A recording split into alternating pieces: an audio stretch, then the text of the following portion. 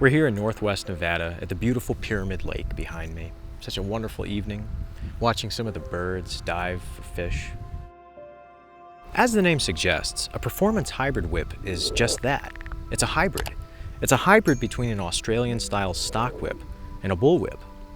Like a stock whip, we have the advantage of a longer handle in the 16 to 18 inch range. The handle on this whip is 16 inches. Now, these types of whips are very attractive to performers because you have that longer handle. It allows for a lot of leverage, for precision, and it also helps you keep the whip away from your body when you're doing crazy trick combinations. I just heard a ram over there on the mountain, not kidding. So similar to a stock whip, we have that longer handle. Now, something that you don't see in a stock whip is this. Look at the way that the thong comes off of the handle. It's very rigid there. On a stock whip, we would see the thong attached to the handle with keepers. And as I mentioned before on this channel, it's more of a ball and socket swivel joint, meaning that it's very flexible here at this joint, at the transition. So that's something that you would not see on a conventional stock whip the way this is right here. The transition is more so likened to a bull whip because we can see how stiff that is. And if I go ahead and start to throw the whip, you can see that loop forming very easily. A stock whip is very easy to crack, but you more so have to be the one that introduces that loop into the thong with a flick of the wrist. With a performance hybrid whip, you get the advantage of that longer handle and a stiff transition that helps you get that loop going, making the whip easier to crack. If you are interested in purchasing a performance hybrid whip, I will give you a couple of my good friends. One is Paul Nolan of Midwest Whips. Midwest Whips pioneered the performance hybrid whip. Paul's been making these whips for many years, and he has it down to a T. Another friend of mine, Dakota Winrich of DeKitty Whips, also makes these performance hybrid whips. So if you're in the market for one of these whips, they're fairly inexpensive. They're a great beginner whip. Please contact one of my friends I just mentioned. They do great work. Now, to this day, I have not received specific instructions on how to make one of these types of whips. You'll notice through this build that there are a lot of principles and a lot of similar methods used that I used also on the stock whip build. I thought and felt that they just worked into this whip very well. So if it weren't for my understanding on how to build that Adam Winrich stock whip, I don't think this would have gone nearly as well as it did. In addition to that more rigid transition between the handle and the thong, one of the key giveaways to a performance hybrid whip is a Cpvc pipe handle. Cpvc is similar to PVC, except it's more heat resistant and it's also more flexible. So if you're wondering if that flexibility aids in the whip's ease of cracking, absolutely it does. I have found this to be true, 100%. And you can get away with bending it pretty far and it always comes back true. So that's nice. If I'm out here really cracking this whip,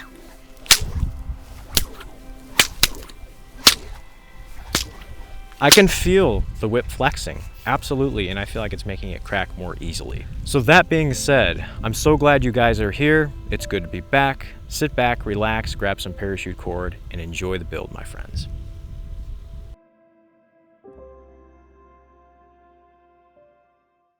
So the first step that we're going to be working on is assembling the core of this whip.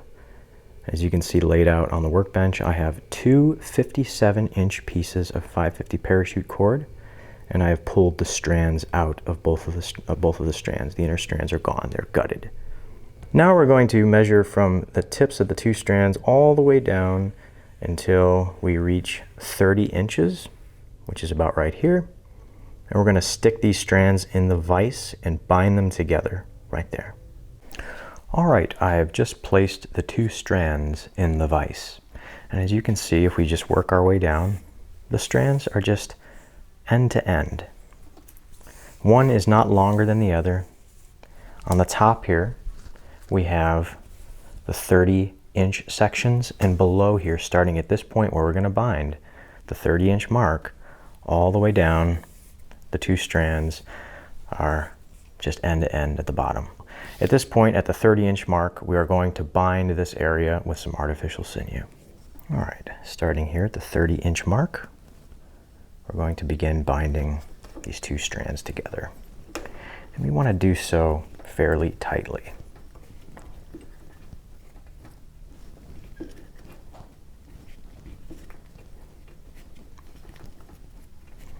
Mainly the reason that I'm doing this tightly is because we never want any one of these two strands to slide independently of the other. We always want them to be, in a way, fused into one. And you may be asking the question, why didn't I just go ahead and tie them together?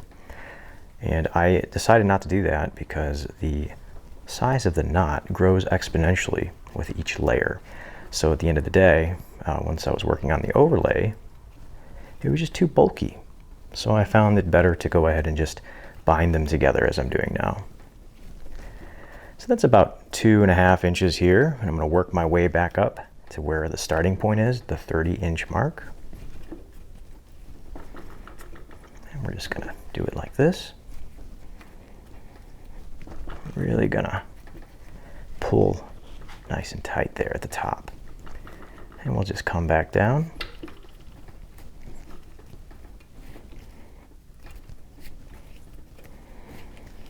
That. And once we reach the bottom, I'm just going to cut off a section of this, about that much, a little snip there. Just going to go around the back and just tie a couple of half-hitch knots. There's one, maybe we'll do 3 of them for good measure. There's 2 of them, there's 3, and we just cut off the excess. Just leave a healthy amount there. And there we have it. Now we have the 2 strands bound together. We can move on.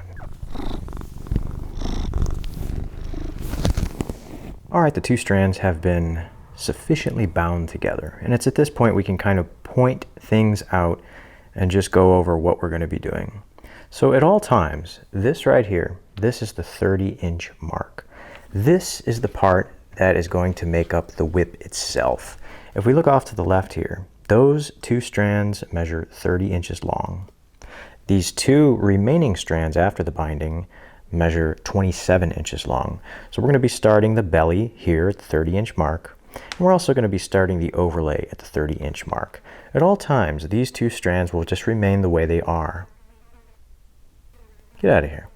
Those 2 strands will make up the hitching that holds the whip itself to the handle later on in the project.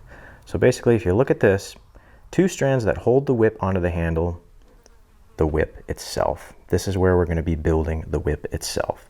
Anytime I have this whip in my vise or in my clamp, it's going to be oriented this way. The 2 30-inch strands will be on the top, and the 2 27-inch strands will be on the bottom. So with that being said, just keep track of which side is the 30-inch side and the 27-inch side. For now, we can go ahead and set this core to the side. The next step is going to be to cut our strands that will make up the belly of this whip. We need 5 strands, 6 feet in length. All of them are the same length. So let's see here. There is 6 feet. There's the first one.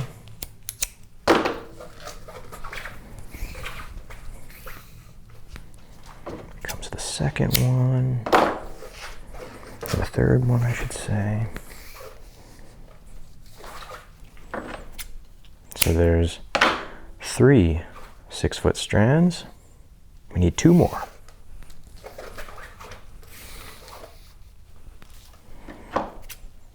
Four.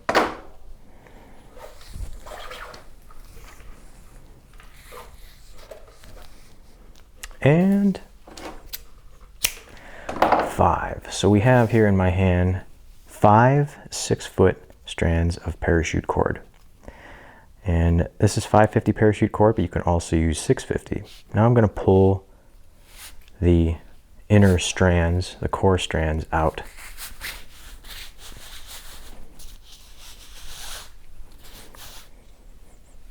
There we have it. 5 6-foot pieces of parachute cord. The next step is to stagger all of the strands in 3-inch increments. As you can see, I have all of those 5 strands just laid out on the workbench here. And this is something that we did in my stock whip tutorial a few years ago. It's the same exact thing. So as you can see here, I've just picked one side here, and I have all the ends together. All the other ends are on the other side, just doing what they want to do. So I'm going to establish what 3 inches is. That's about right there. And this doesn't have to be perfect, but just get it close. So there's 3 inches there. We'll take another strand. That's about 3 inches right there. Next strand is 3 inches right about there. And the last strand, which is the 5th strand, about 3 inches right there. And now I'm just going to hold this with my finger like that. I'm just going to slide my fingers down the remainder of the strands to just kind of get them all laid out, just like this. So here in my hand, I have the section of all of those strands that we just staggered in 3-inch increments. You can see there's the longest, second longest, just going down the steps right there. So if we pinch this area right here and find the other side of all those strands, you'll notice that the same exact thing has happened on the other side. And that's just because we have 5 pieces that are all the same length. So what you do to one side, it automatically happens to the other side. So pinching the original spot here, I'm just going to slide my way up until those staggered strands are about even with the original ones. So I'm going to keep on, firstly I'm going to find the shortest strand on this side. And then I'm going to draw these up until the longest one on this side is a step down from the shortest one on this side. See that? So it's just a continuation. Here's the longest there, and here's the shortest one here. And we'll just hold those together like that until it's about 3 inches. Like that. Now I'm going to pinch here. Actually pinch here because that's the last strand. Work my way up. And this right here is the middle, meaning that this will become where the plaiting starts. I have them all laid out here so you can better understand what I'm talking about. This is the middle that we just found. So you can see one side is staggered and here's the other side. So 3 inches, 3 inches, 3 inches, 3 inches, and so on. And now here's where it stops, and then it carries on the other side. So another from here to here is roughly 3 inches, and so on through and throughout. And as I said before, it doesn't have to be perfect. This is the same procedure that we did in my nylon stock whip building tutorial a few years back.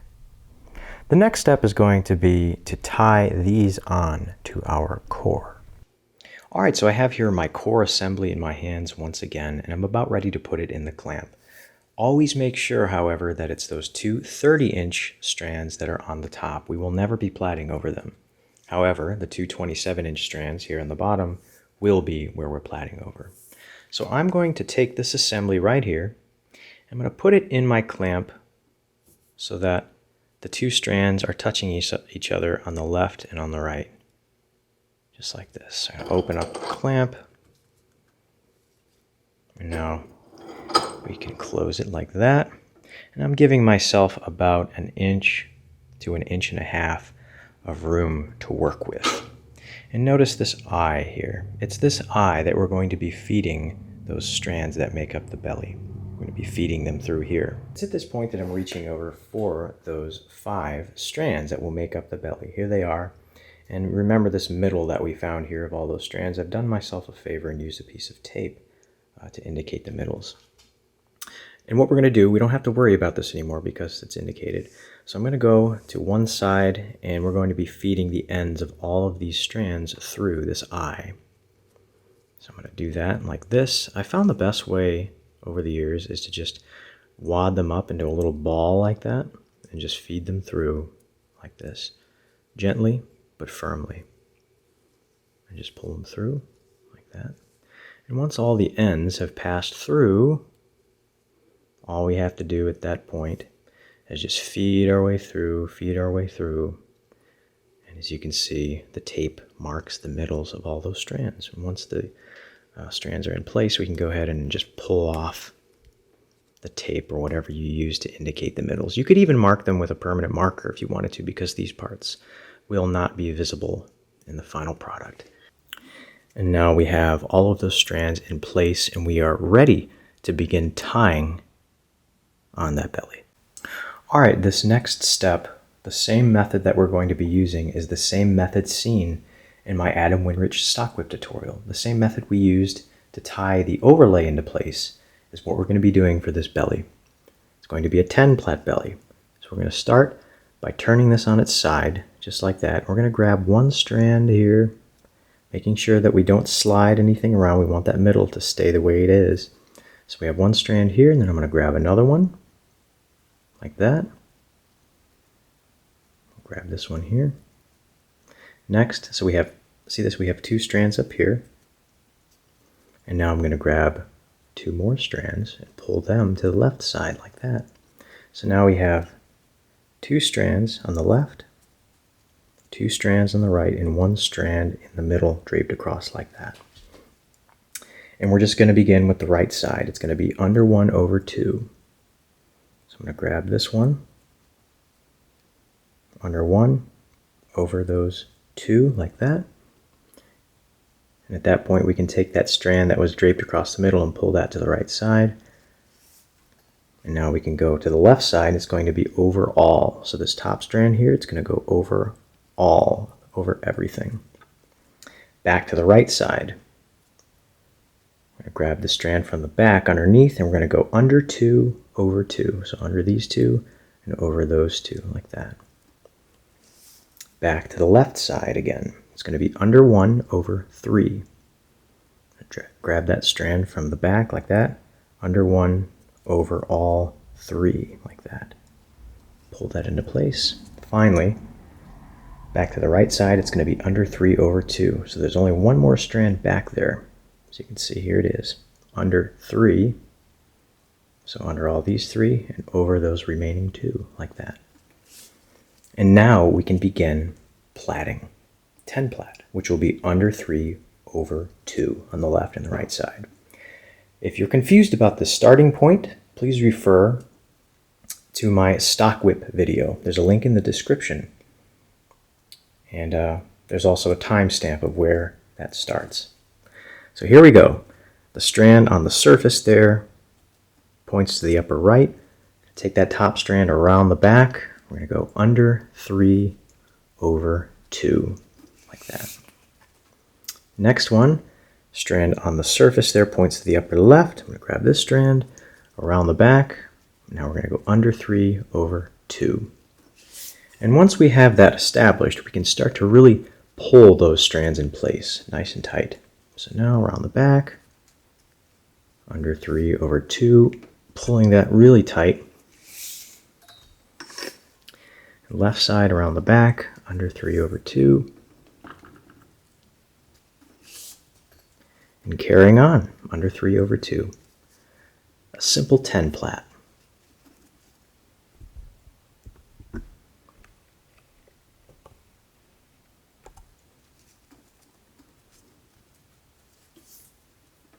And see that happening right there? That top strand, it's the strand we're working right now. We want that to be as skinny as possible to top because there still is a whole nother plaited layer, the overlay, that's going to be plaited over this. So we want this to be nice and sleek. See that? Tightening up at the top left? It's good. It's what we want.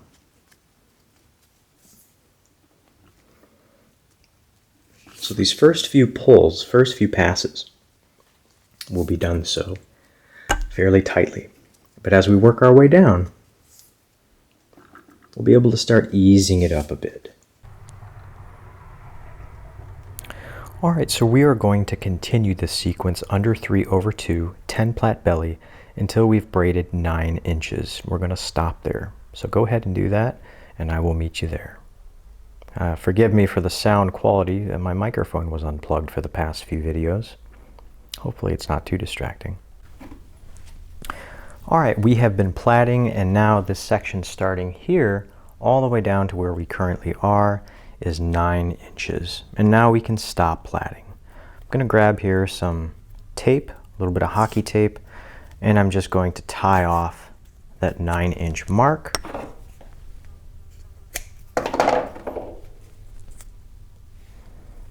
We're going to do that right now.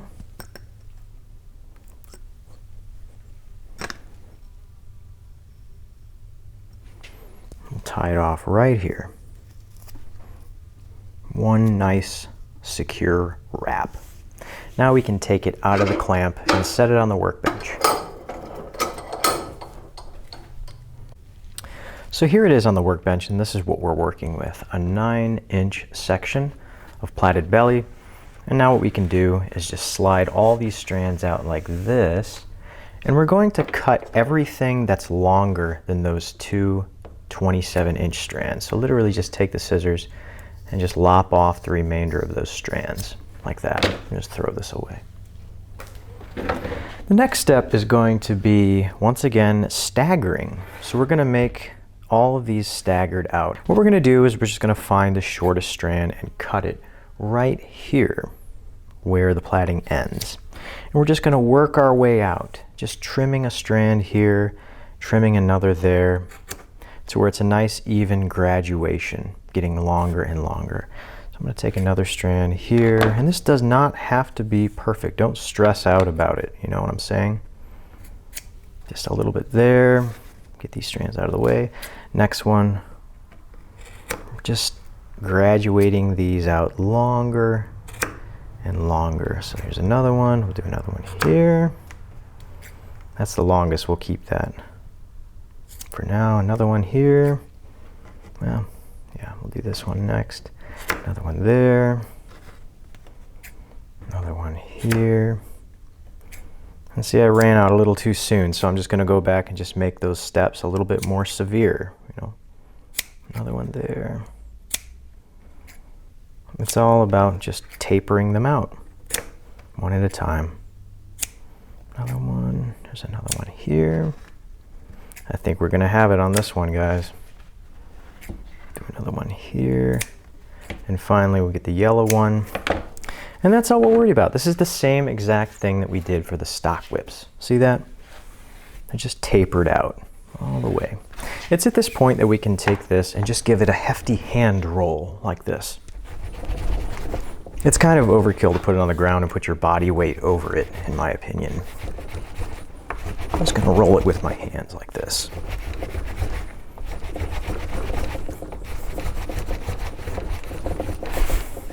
And there we go. This belly is ready to pop back in the clamp, and we are going to be giving it some binding.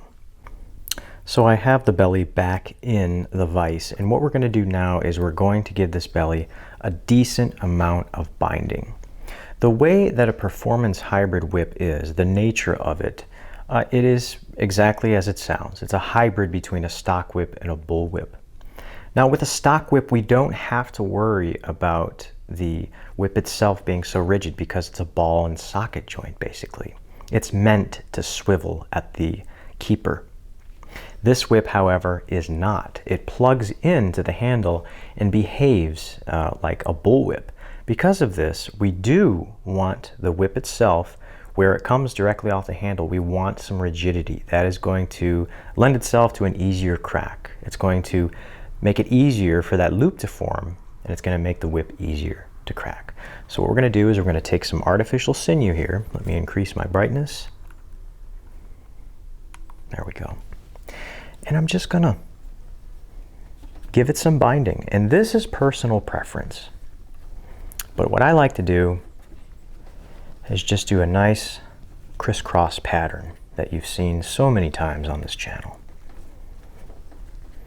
And I'll go down and up several times. You don't want to go crazy with it, because if you do, then the overlay on top of it will make everything just so bulky that it will not plug into the handle, the PVC handle that we're going to be making soon.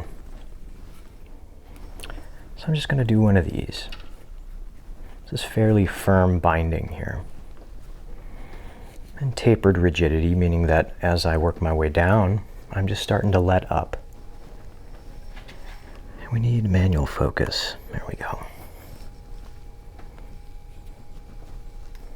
So see, now I'm just being very delicate with it. More and more delicate as I go down. And now I'll go back up again. And now I'm starting to get a little more aggressive with it. You can see now I'm pulling nice and tight. I want this to be a rigid portion of the whip. All the way up to the top. Gonna leave those two little areas at the top exposed there. And now we'll go back down again, continuing my way down.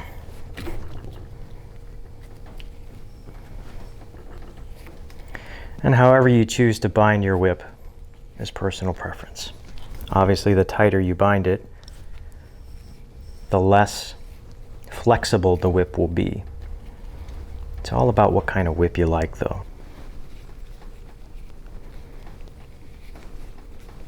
And starting to ease up on the tension now.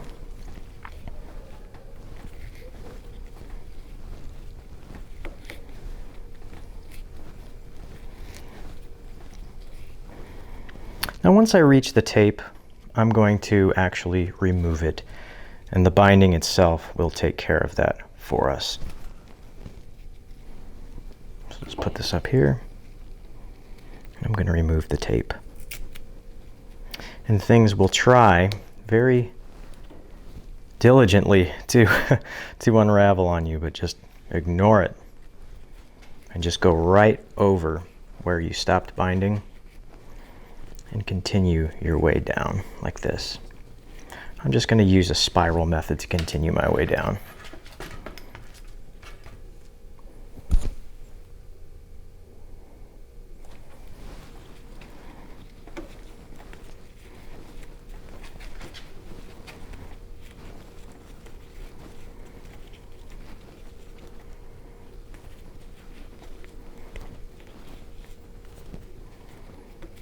And starting to ease up the tension.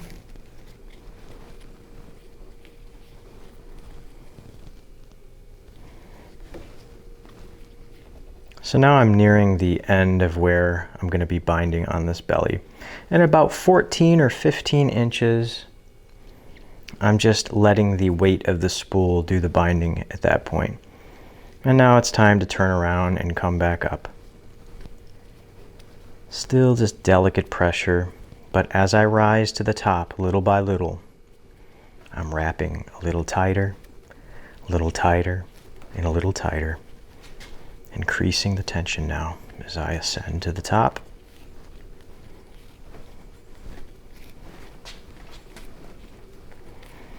Now I'm giving it a little more pressure, trying to just fill in the spots that I wasn't already binding over.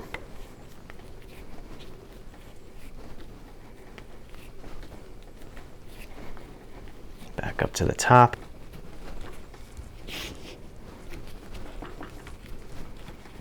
Little by little. And now I'm pulling very tightly because I'm at that portion of the whip that's going to be experiencing the most stress.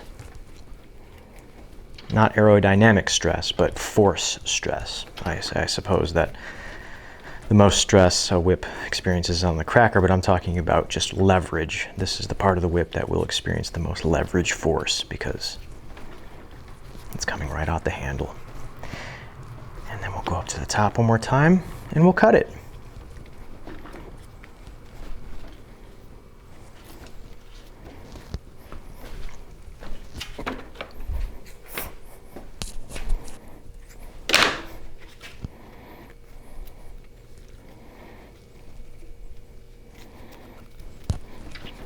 Right up here to the top.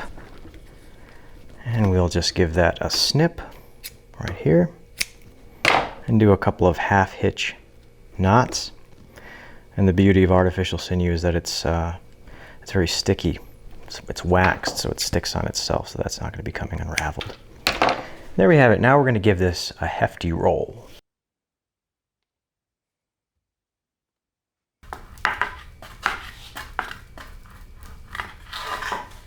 I have a video in the upper right corner all about rolling whips and whip bellies. Click on that video to see why we roll whip bellies and how to do it very easily.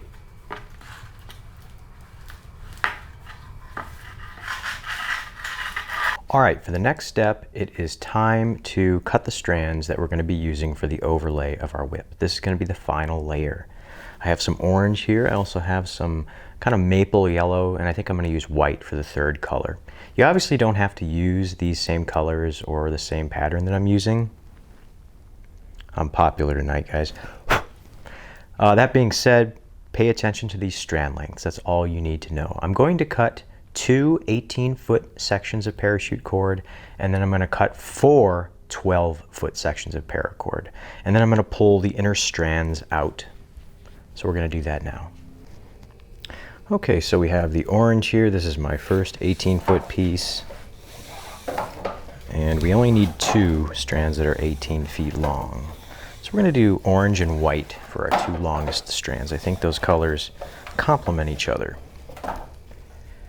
And careful not to cut my microphone cord. That would be a sad shame. All right. Now we're going to pull those inner strands out. Now you may be using coreless paracord, particularly 650 parachute cord. You can use 650 parachute cord and use the same lengths for this build if you choose to. That's just perfectly fine. You may have a little bit extra because 650 parachute cord has a slightly bigger diameter than 550. So you might just have an extra 6 inches or 8 inches to each strand, and paracord is cheap enough to where I don't personally think that's a big loss. So we're just pulling the guts out of this 550 parachute cord for our 2 18-foot strands. 90 degrees tonight. It's just incredible. I feel like I'm in a hot tub right now. So once that's done, these are our 2 18-foot strands. I'm just going to find the middles. So I'm just going to fold them in half and find the exact middles of these 18-foot strands. So all the ends like that, you can see, and then I'm just going to slide my hands down, and automatically these are the 2 middles right there. And to keep those middles indicated, I'm just going to tie them in a knot like that. Here's our 2 18-foot strands. We can set these aside. And now we can finish up by cutting our 4 12-foot strands. Okay, we have here 4 12-foot strands. We're going to do the same thing we did last time. If it applies to your situation, you're going to pull those inner strands out.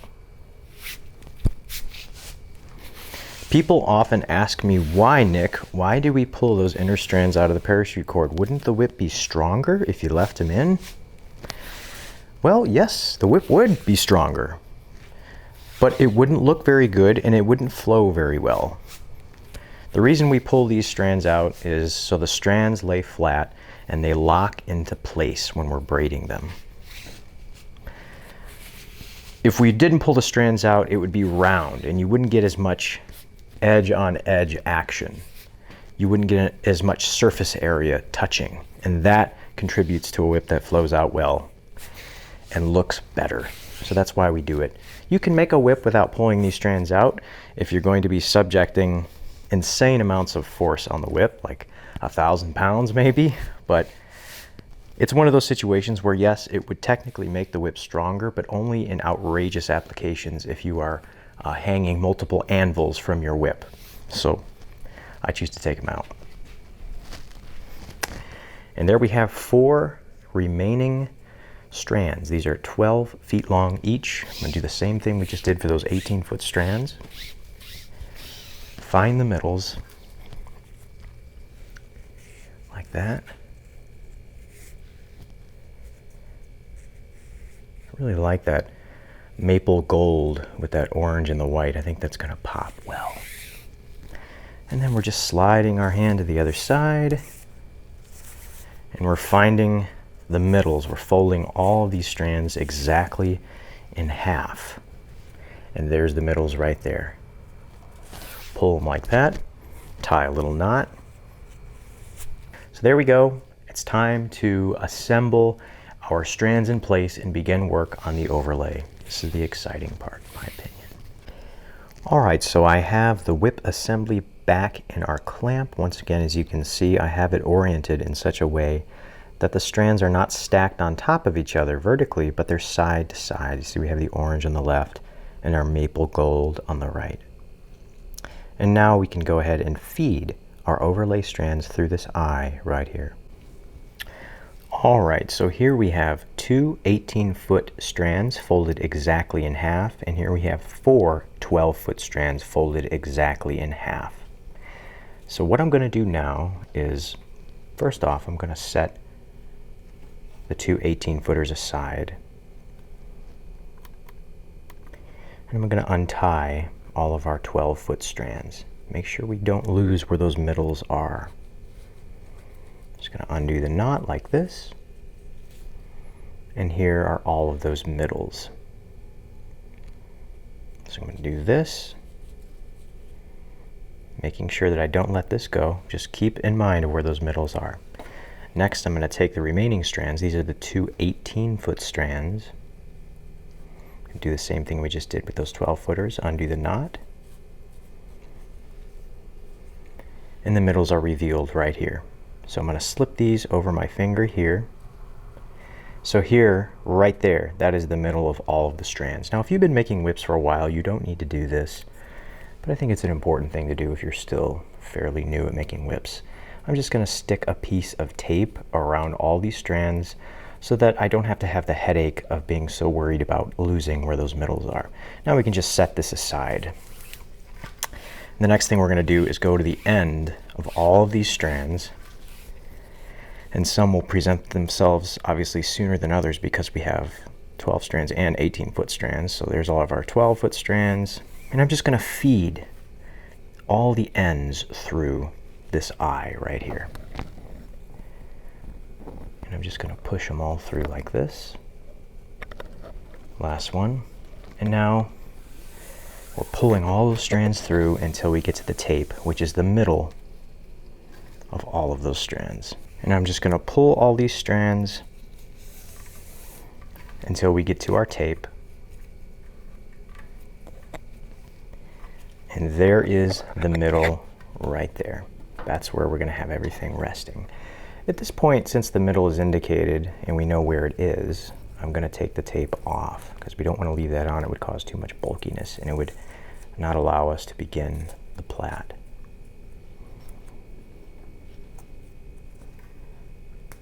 Should have used electrical tape. This hockey tape is just very strong. All right, so we now have all of these strands passed through the eye here of our whip assembly. And as you can see here, we're going to go ahead and re-straighten that out. At this point, I'm going to orient these strands in such a way that we have them color coordinated.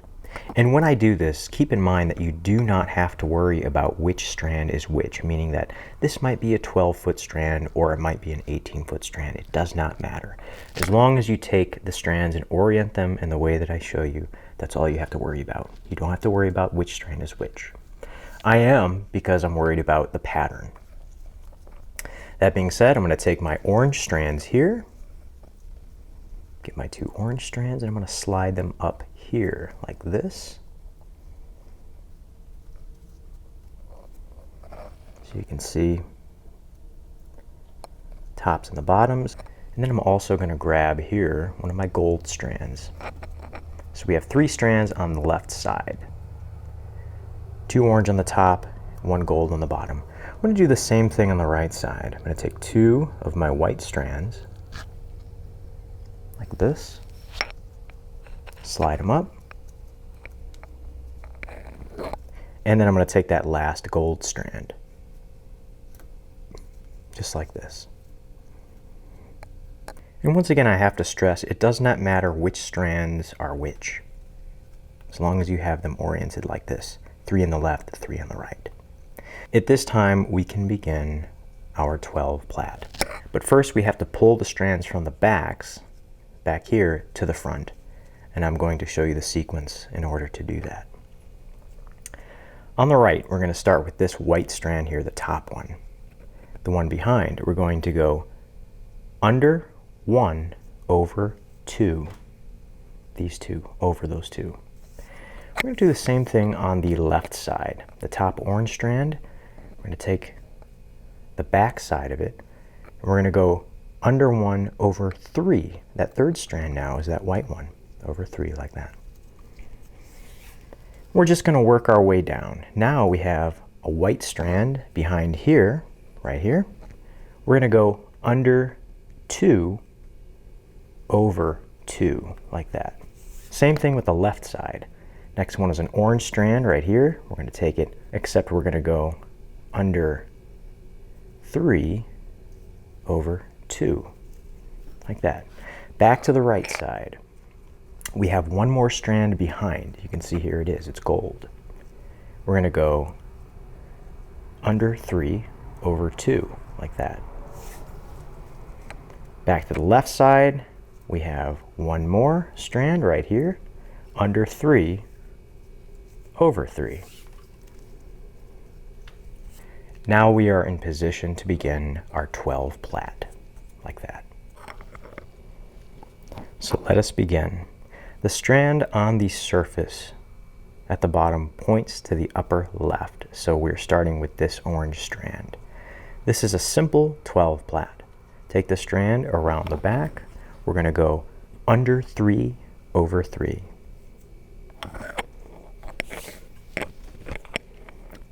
Now the strand at the surface points to the upper right around the back. We're going to go again under 3 over 3.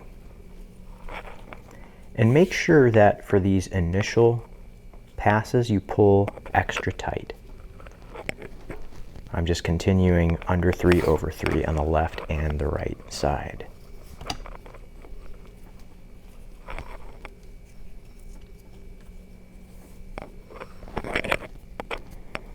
And pulling these strands sets everything into place. You want this to constrict because this is the part of the whip that's going to be set in our PVC cup for our handle. Under 3 over 3. You'll notice this tighten up as we go. Like right now. Watch the upper right. See that pull? That's what we want. Just continuing under 3 over 3.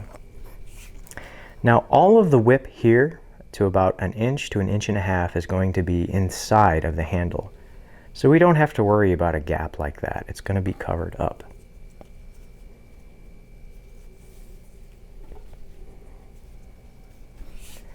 Under 3 over 3. 12 Plat. And I'm just going to continue this on. Continuing this pattern. And as I work my way off of the top here, I can start to just ease up a little bit.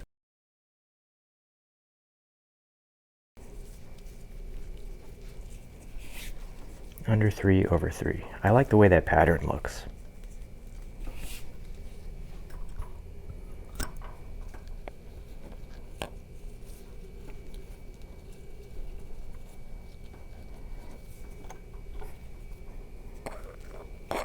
And I'm going to carry this pattern on.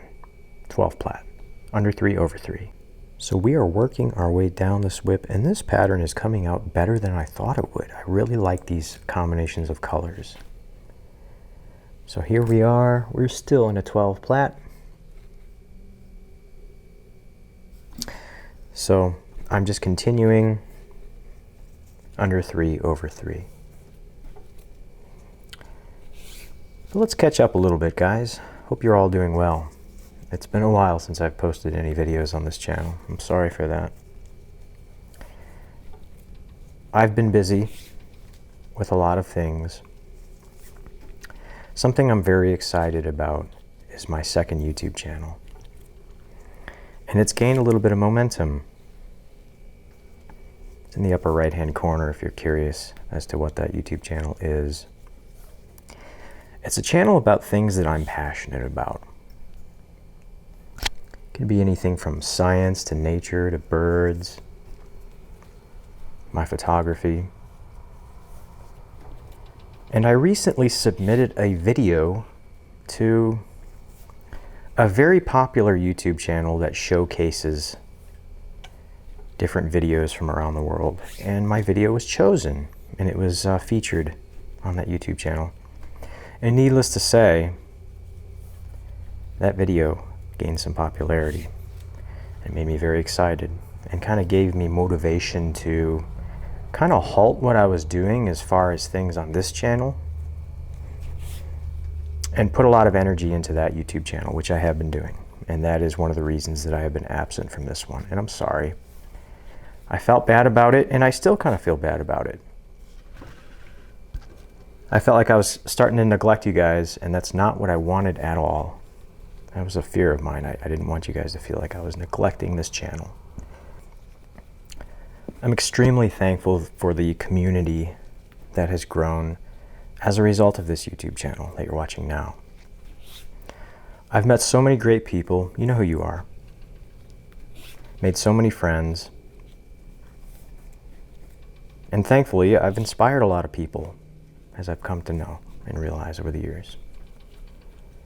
And that means a lot to me.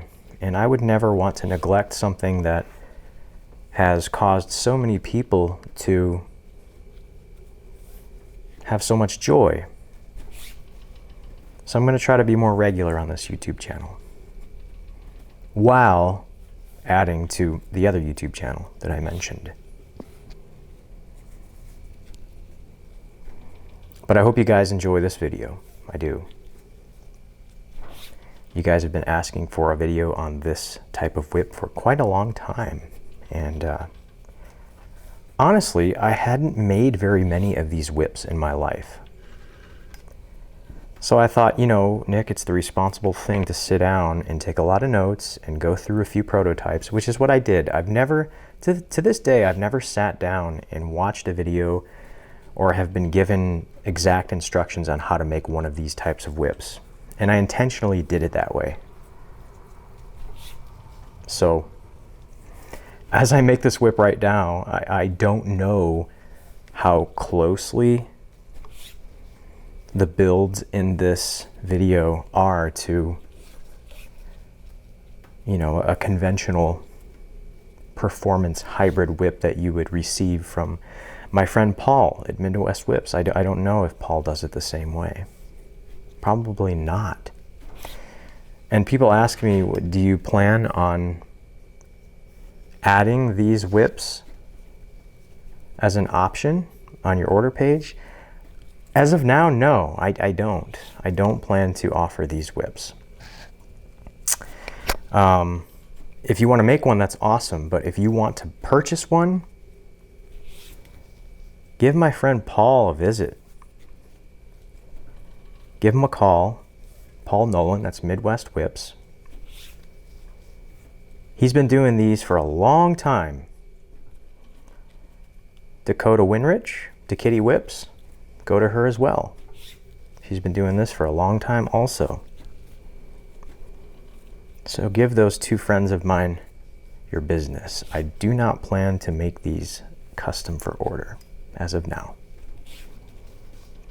But try to build one. Enjoy the build. Understand the anatomy of these whips and why they're so useful.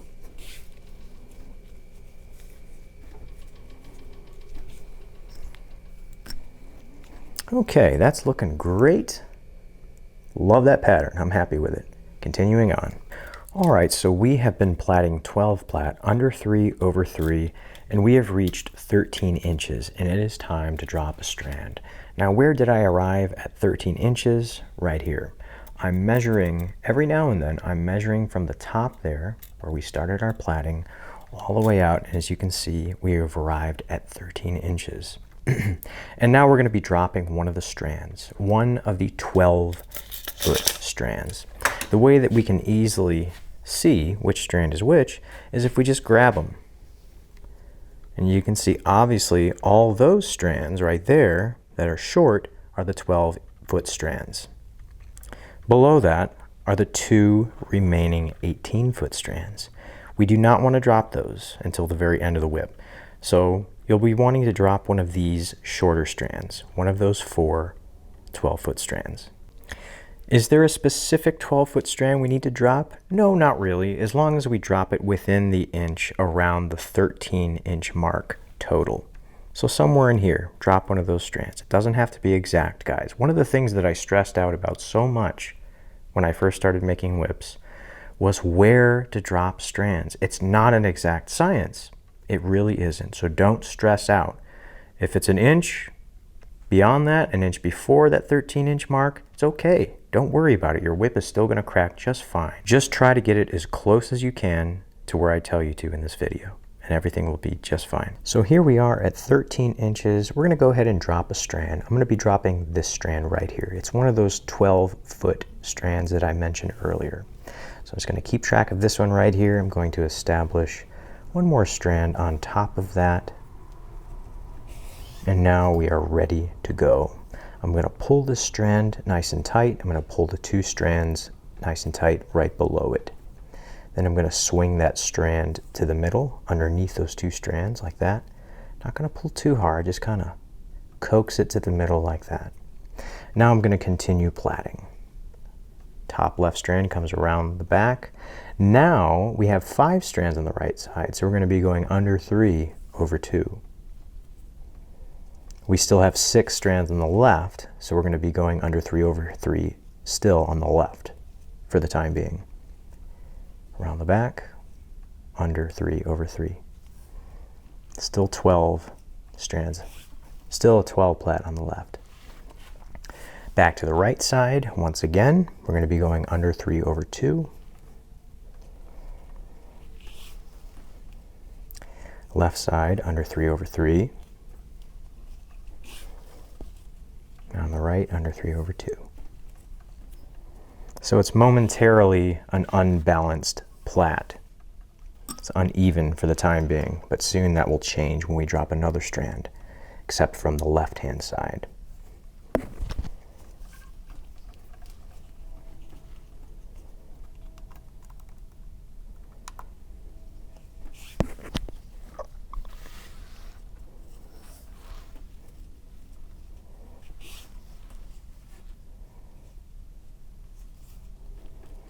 I'm currently looking at the camera screen to make this whip. I've never done that before.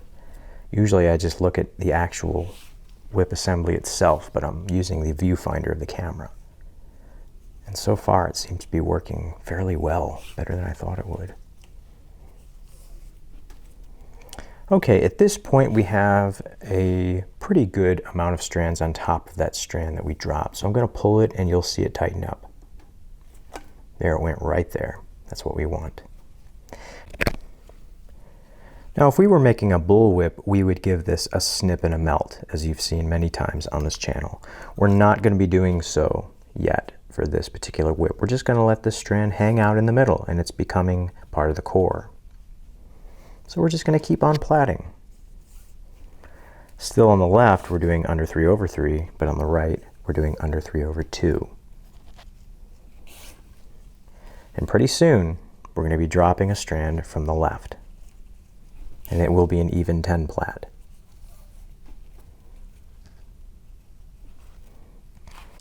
Now, for the time being, since we are not snipping and melting those dropped strands, and instead they're becoming part of the core, I recommend every time you do drop a strand that you just take a piece of artificial sinew or just a piece of electrical tape or something and just wrap it around, and that way you can more easily distinguish what is a strand that has been dropped already and what is a strand that's still a working strand, that's still a strand that you're using, that you're plaiting with.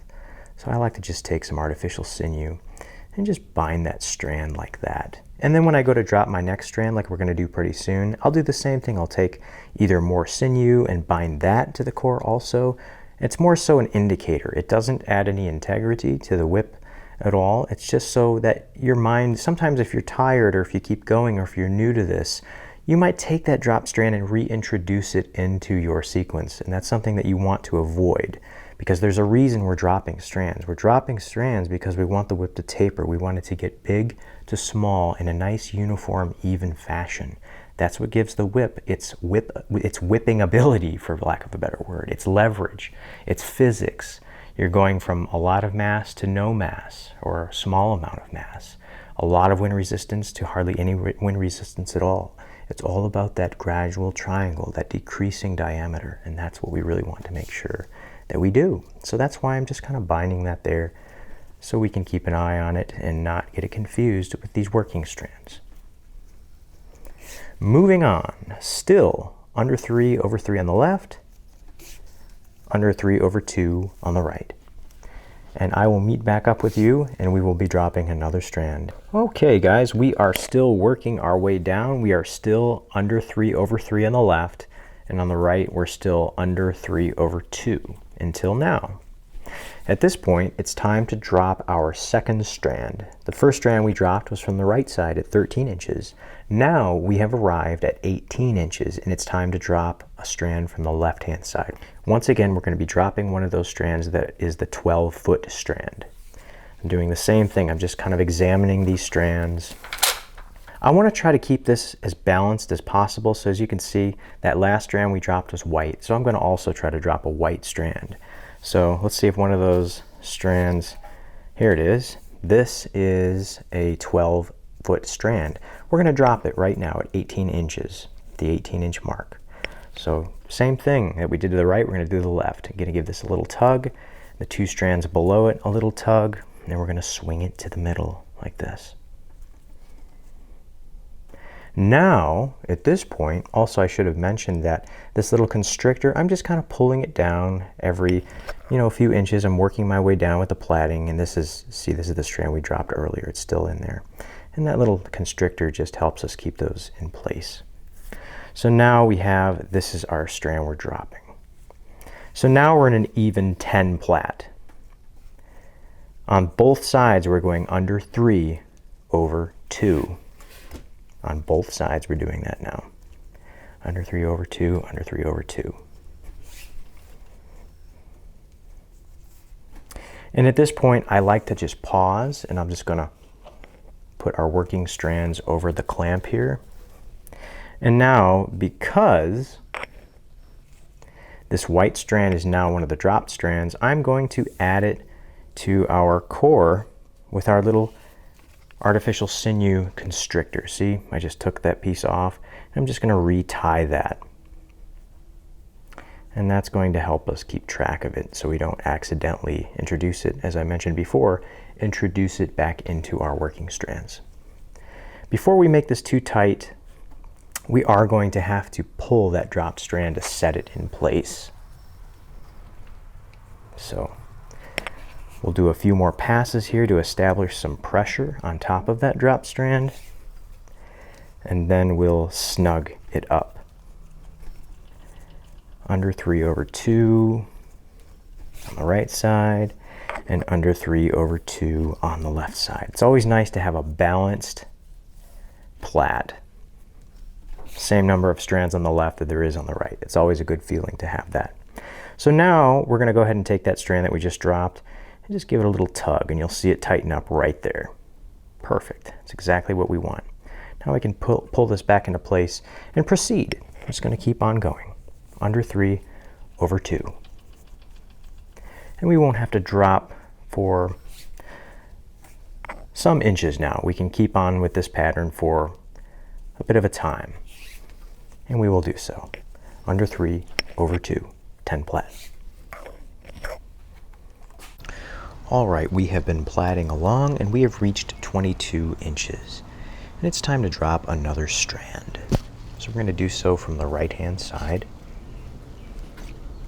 And again, I'm going to be dropping one of those 12-foot strands. So let's see which one is 12 feet. We have 3 remaining 12-foot strands. So let's gather them together and I'll make a decision on which one I want to drop. Looks like we'll be dropping this one here. Let's drop a gold strand. I'll be dropping this one. So let's establish a few more strands on top of it, just to hold it in place, and then we'll give it a drop.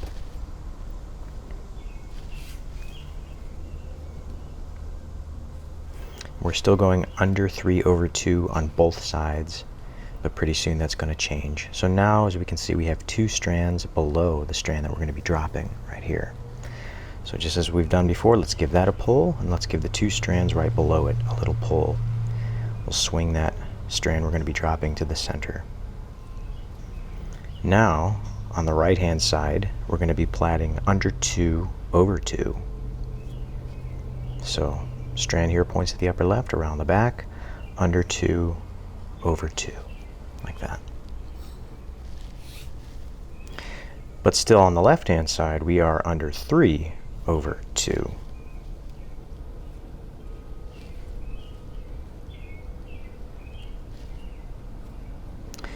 Under 2 over 2 on the right.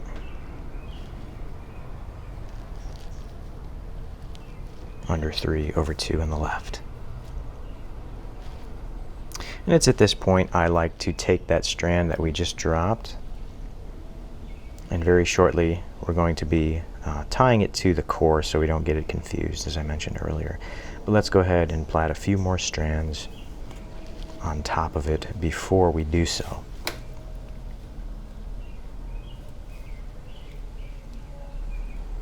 So I feel comfortable with that. I'm going to take that strand, now watch it tighten. Right there, it's just what we want. And the adjacent strand is right here. We can pull that too. Whoops. Get that back in the clamp. We can pull that adjacent strand and snug things up a little bit. At this point, I'm going to untie the core, and then I'll retie this with that strand we just dropped, introduced into the core. It's a beautiful late summer day. The breeze is nice and strong. It's just a good day overall. So let's continue on. Left side, we're still under 3 over 2. Right side, we're under 2 over 2. And pretty soon we'll be dropping another strand from the left-hand side, so we'll be having a total of 8 strands. Continuing on. Under 2 over 2 on the right, and under 3 over 2 on the left. And as I work my way down, I'm just taking this and just moving down that little constrictor. Keep it out of the way.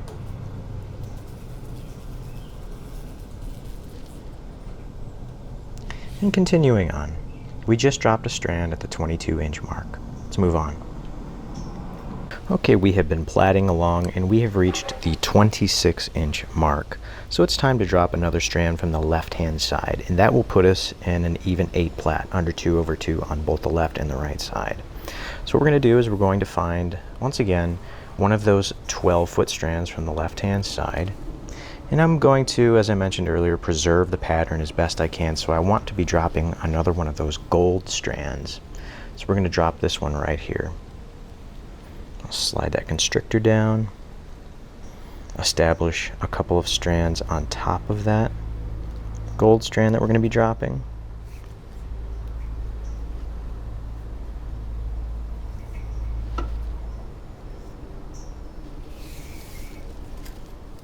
So there's one white strand on top of it. This is the 12-foot strand we're going to be dropping.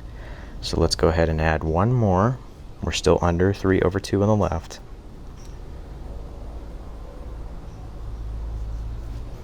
See, this is why it's sometimes confusing. Make sure that constrictor is right next to your work area. On the right, we're still under 2 over 2. And now we can go ahead and drop that strand, which is right here. That's a 12-foot strand, so we're going to do what we've been doing. Give it a pull, and pull it to the center. And now, here are the strands that we have. We are left with 8 strands, 4 on the left, 4 on the right. The sequence to this is under 2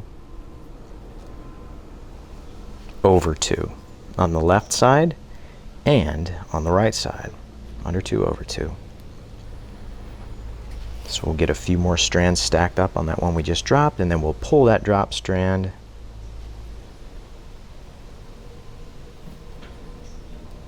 just like that. Very good.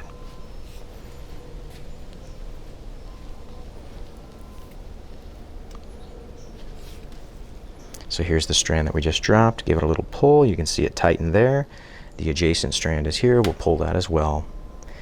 At this juncture, I'm going to take my artificial sinew and re-establish that little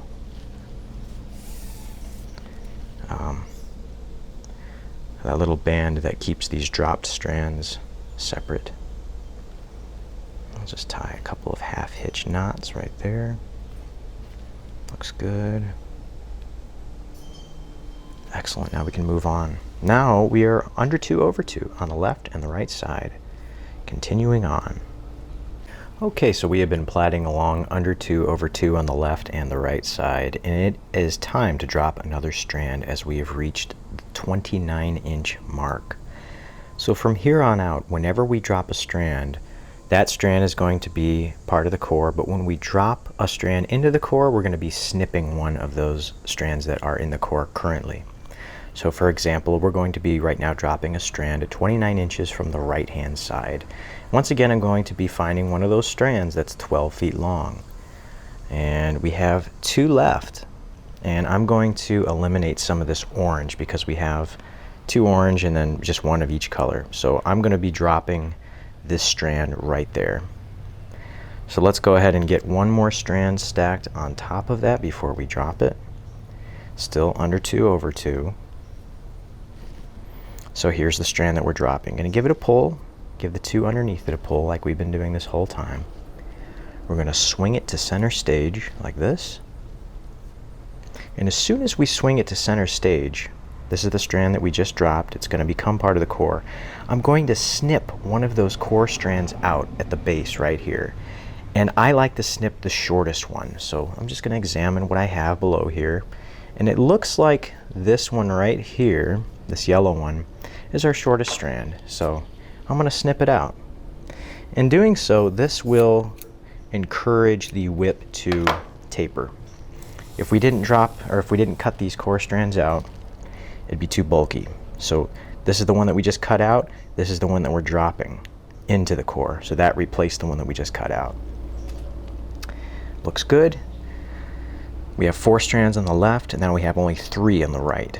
So around the back, on the right side, we are going under 2 over 1, like that. But still, temporarily on the left, we're under 2 over 2 because there are 4 strands over there. So let's establish a few passes here. Under 2 over 1 on the right. Under 2 over 2 on the left, like that. That seems good to me. I'm going to give that strand we just dropped a little tug. And I'm also going to be snugging the ones below it up a little bit.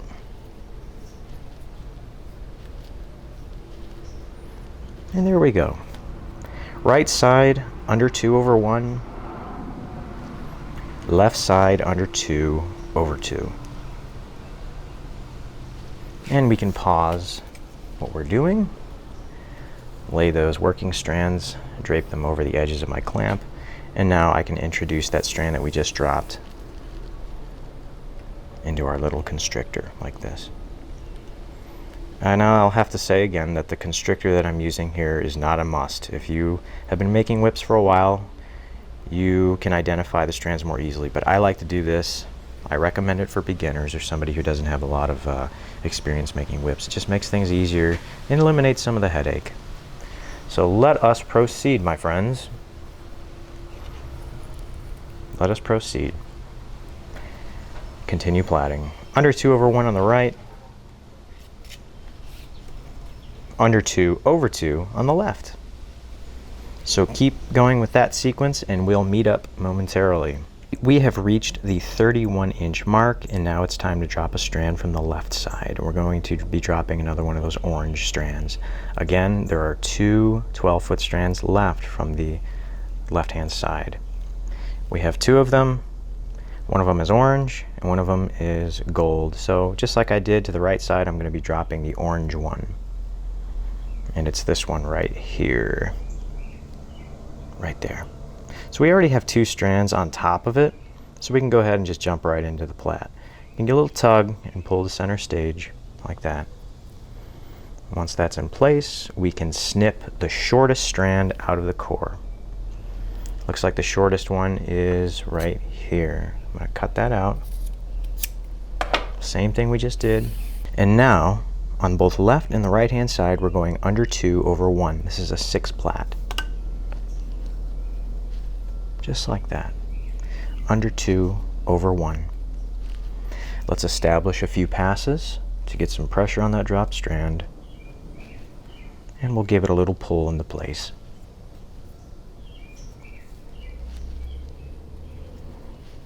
Here's the strand we just dropped. Give it a little tug. You'll see it tighten up right there. Looking good. And we'll reintroduce it into the core. Here's the one we just dropped. I just took this off, and I'm just tying that constrictor on again. It's very repetitive whip making. You find that 95% of it is the same thing over and over again, but just in slightly different ways. That's all it is to it. There we go. Under 2 over 1 on the left and right side. Continue that sequence, under 2 over 1. And I'll meet back up with you at the next step. Okay, so we have been plaiting along under 2 over 1 on the left and the right side, an even 6 plat. And it is time to do something. We have arrived at 34 inches right here. This is the 34-inch mark. Now we're not going to be dropping a strand right now, but we are going to be snipping a strand from the core. The shortest strand you can find in that core, you want to cut it. And this orange one is the shortest. So we're going to cut it right there.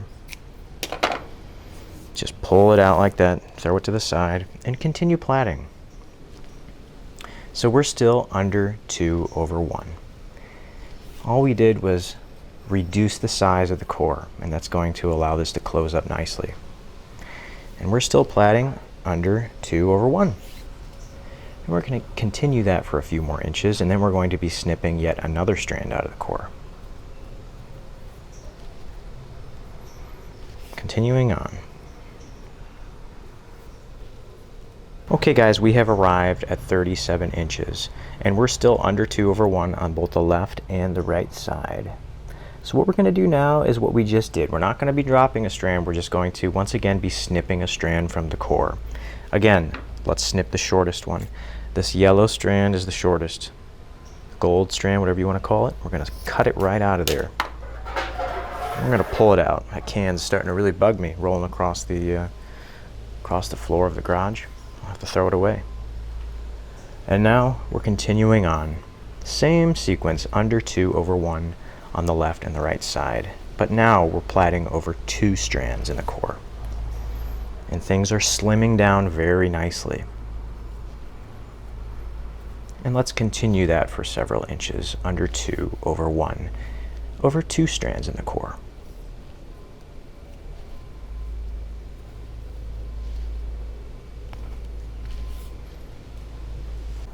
Okay, I've been plaiting under 2 over 1 on the left and the right side, and we have just arrived at 40 inches, the 40-inch mark.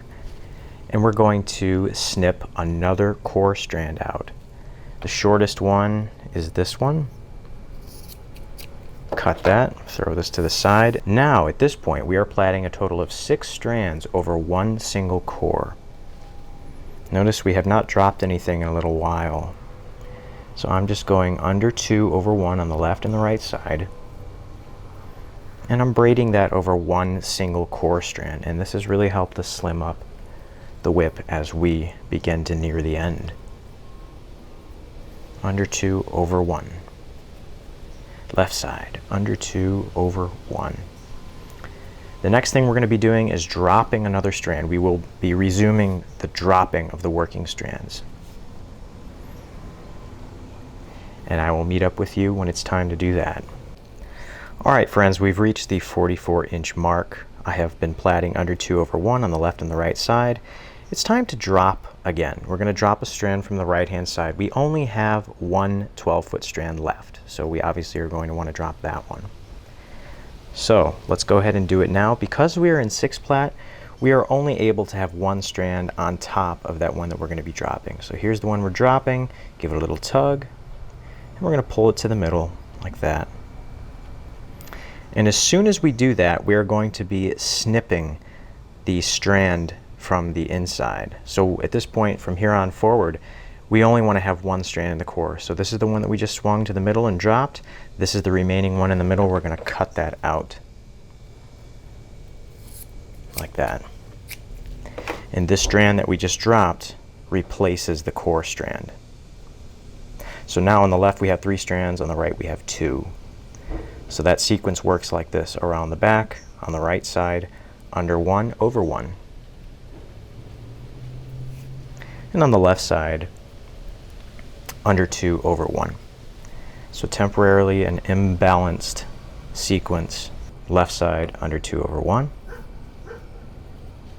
right side under 1 over 1. Continue this sequence for several inches and we'll meet up once again. Okay, we have reached 46 inches and this will be the very last strand that we will be dropping via the conventional strand dropping method. So obviously we have one left 12-foot strand on the left hand side, and this is the one that we're going to be dropping. So let's go ahead and establish a strand on top of it, and then we can drop it. Just like this. Here's the strand we're going to be dropping. This is the core strand that we're going to be cutting out. So let's go ahead and do the procedure. Here it is. Give it a tug, pulling it underneath this orange strand, pulling it to the center like that. Now because these 2 strands are the same color, make sure you cut the right one. You don't want to cut the one that you just dropped. So we can identify them by doing this. Give that a little tug. We see that move. So we don't want to cut that one. We want to cut the one that was already there. So it's this one. And now that is the new core. Now we have a 4 plat. So on the left and the right hand side, going around the back, we're going to go under 1 over 1 like that. Just like that. And once we establish several passes, we can do what we've been doing this whole time, and we can snug that dropped strand up. Right about now, give it a little tug. You'll see it move there, locked into place. And now we can continue plaiting momentarily. And very shortly we're going to be cutting this completely out from the whip. So we'll be plaiting 4 strands over nothing, over no core. And then we'll be going into what's known as a tapering twist. It's a very low wind resistance way to end a whip, especially a shorter, lighter whip such as this. So we'll just go ahead and keep going. Now I find when I reach the point where I'm only pulling 4 strands over a very thin core, I can pretty much just use my fingers. Be careful with this. Don't use the tips of your fingers. That's going to cause a lot of wear on your cartilage. So what I like to do is just kind of pull them through loosely and then just pull like this with my thumbs, like that, downward and outward. And that helps lock things into place. That, pull them with the thumbs. Under 1 over 1 on the left, pull with the thumbs. Doesn't take a lot of pressure here, guys. Under 1 over 1, pull with those thumbs. We'll keep this up and I'll meet back up with you and we'll snip that remaining core strand out. Okay, we have arrived at the 48-inch mark right here, and it's time to cut out the very last core strand. Goodbye, core strand. Give it a snip. Now once you snip that last core strand, it's very important that you plait a little more tightly here because we don't want that to be poking through, and we don't want this to be a potential weak spot, which it has been known to be. So we have 4 strands and we're going to be plaiting over nothing. This can be a little intimidating for some people. Don't let it get to you.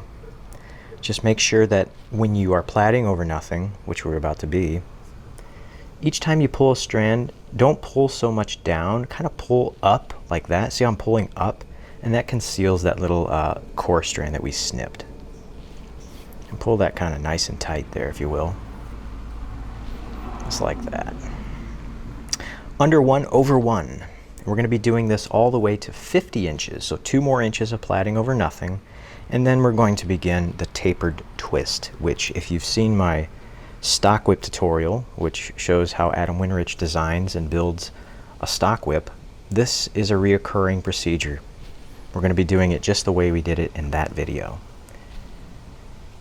Under 1 over 1, see that kind of pulling up and more outward than downward. When we're plaiting over a core, I'm pulling more downward, but now I'm kind of pushing things up.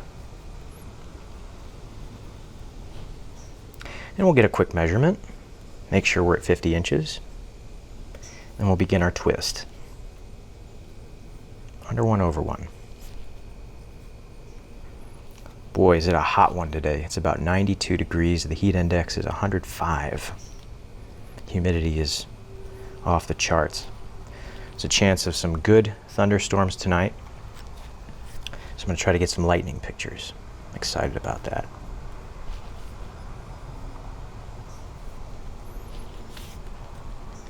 Okay guys, we've arrived at 50 inches right here from the start of the whip itself.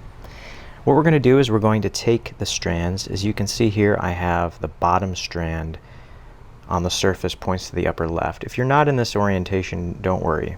All you have to do is just do one more Plat. See that? I want to get to this point where I'm like this right here. What I'm going to do is I'm going to take this white strand and fold it behind the back like that. And then I'm going to take that orange strand and fold it to the back like that and give this a nice pull, nice and tight.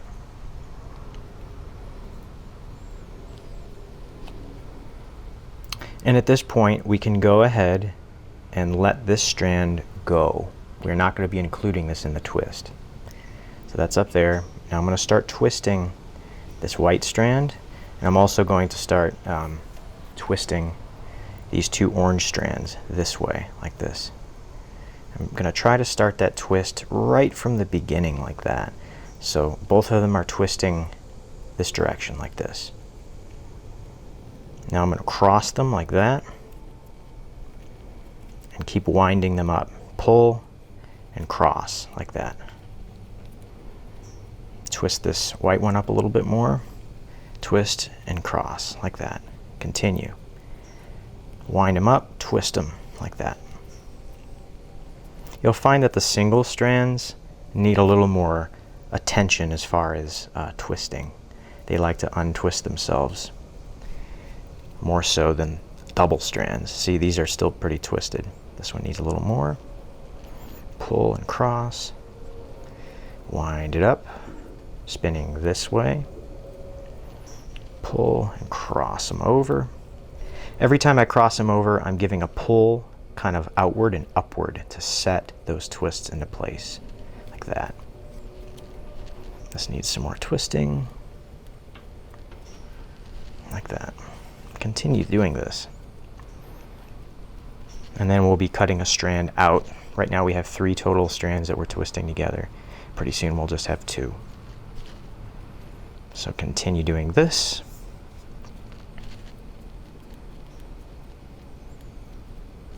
Like that.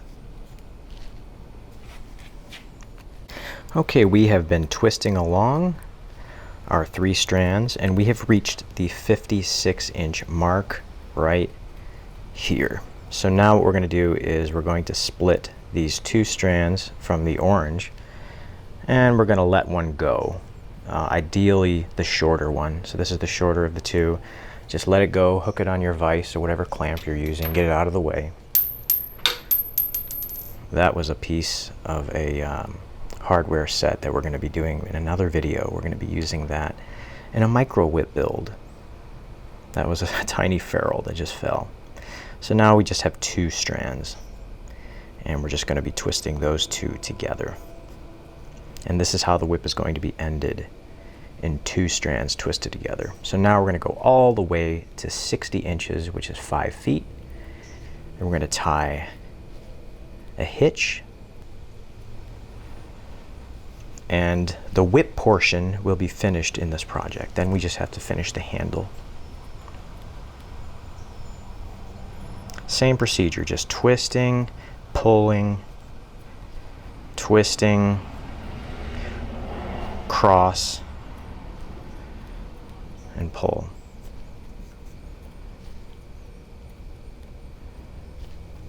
Like that. Winding them up. I'm going to do this all the way until I reach the 60-inch mark. Okay, we have reached the 60-inch mark. At this point, there are 2 ways to attach a fall. The first way you can find up here.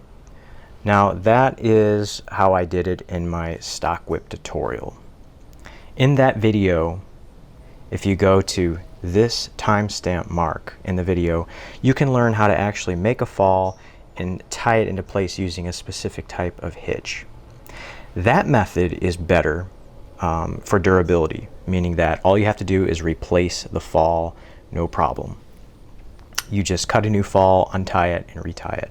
We're going to be doing something slightly different for this whip. I'm actually going to be taking the longer of my 2 strands here, and that long strand here is going to become my fall for this whip. The reason that I'm doing that is because it allows the tip to be much finer and there's less wind resistance. It's going to allow the whip to crack more easily. Over time, this fall is going to wear out. It's inevitable, it happens. The fall is a replaceable part of a whip. So once it gets to a point where it's too short, I can untie this and then I can use the conventional method of that I mentioned in that video up there from the stock whip video. And that will allow the whip to have a long life. But we're going to start this whip's life by using this method. And it'll allow the whip to crack so much more easily. So all I'm going to do is take the longer of the 2 strands and I'm just going to tie a half hitch.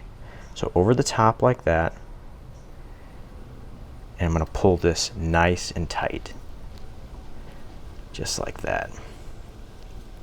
Push that up a little bit, give that a pull also. And then I'm just going to snip that white strand off like this. Give it about ½ an inch right there. Give it a snip and a melt.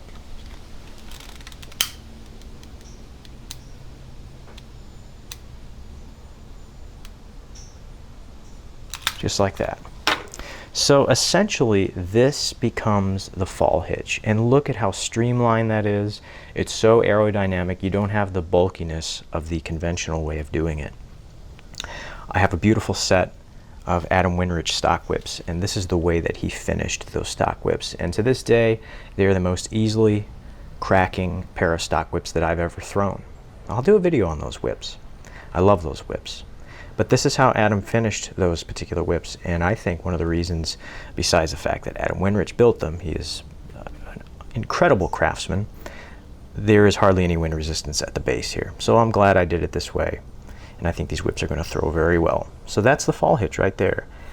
As we move to the end, we can see that is a pretty good length for a fall. It's looking at about 19 to 20 inches, so I'm pretty happy with that. I'm going to snip the end off like this and give it a melt, and this is where our cracker will be attached after the project is finished. Just like that. And at this phase we can go back and snip and melt those dropped strands from the twist. So we want to roll the whip first before we snip these all the way to the base and melt them.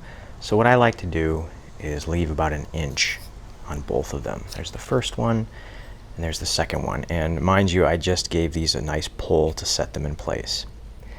So I'm leaving 1 inch on those dropped strands from the twist because when I go to roll the whip, sometimes what will happen is those strands will kind of be drawn into the overlay, the rest of those strands, and you'll lose some.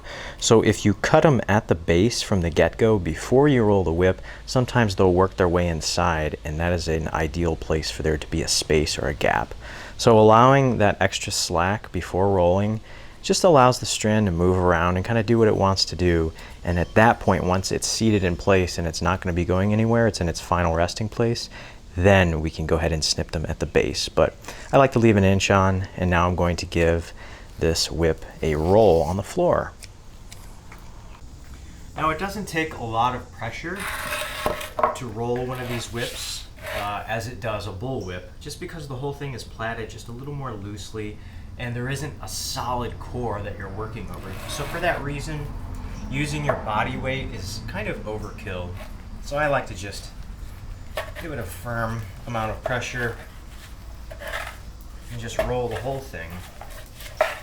Nothing fancy, just making sure that the whole thing is rolled, and you'll see all of those strands lock into place very nicely.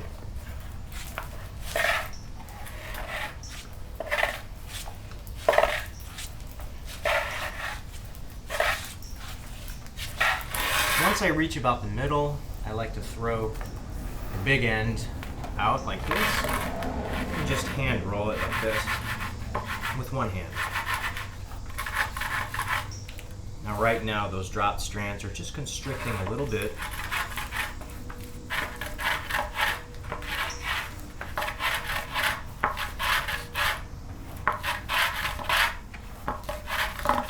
Excellent.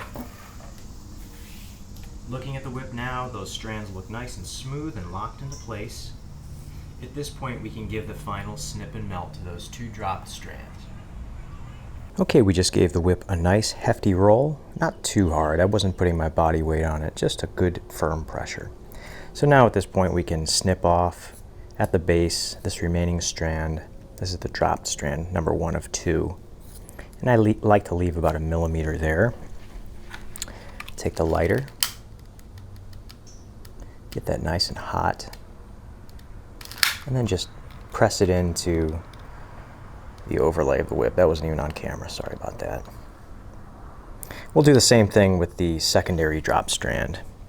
They've already been pulled into place, so I don't have to worry about that. Let's try to keep this try to keep this in frame here. So snipping it, leaving about 1 millimeter. Scissors need sharpening very badly. And I'm just going to melt that.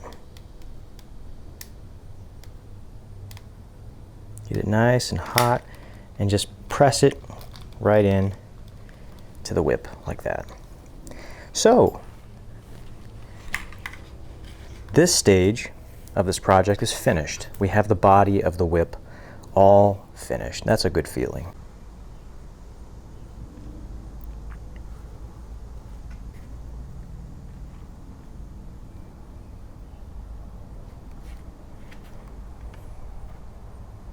Cheers. Well guys, thank you so much for watching. No, I'm just kidding. We still have a little ways to go. Something I like to do whenever I finish the thong of a whip, whether it be a stock whip or perhaps one of these performance hybrid whips, is I like to take the thong itself out into the yard and just throw it a little bit. And it kind of gives us an idea of what we're working with as far as weight distribution, as far as tension and the transition. So let's throw this a little bit. First, let's adjust our shutter speed so we're not blown out. There we go. And let's just throw it a little bit, you know? That weight distribution feels really nice. I think this is going to work very well. So you can see this whip hasn't even been waxed yet, and that loop is forming very nicely. And the handle is going to, of course, give us even more leverage. So if it's cracking or if it's throwing nicely now, it's only going to get better. That feels good.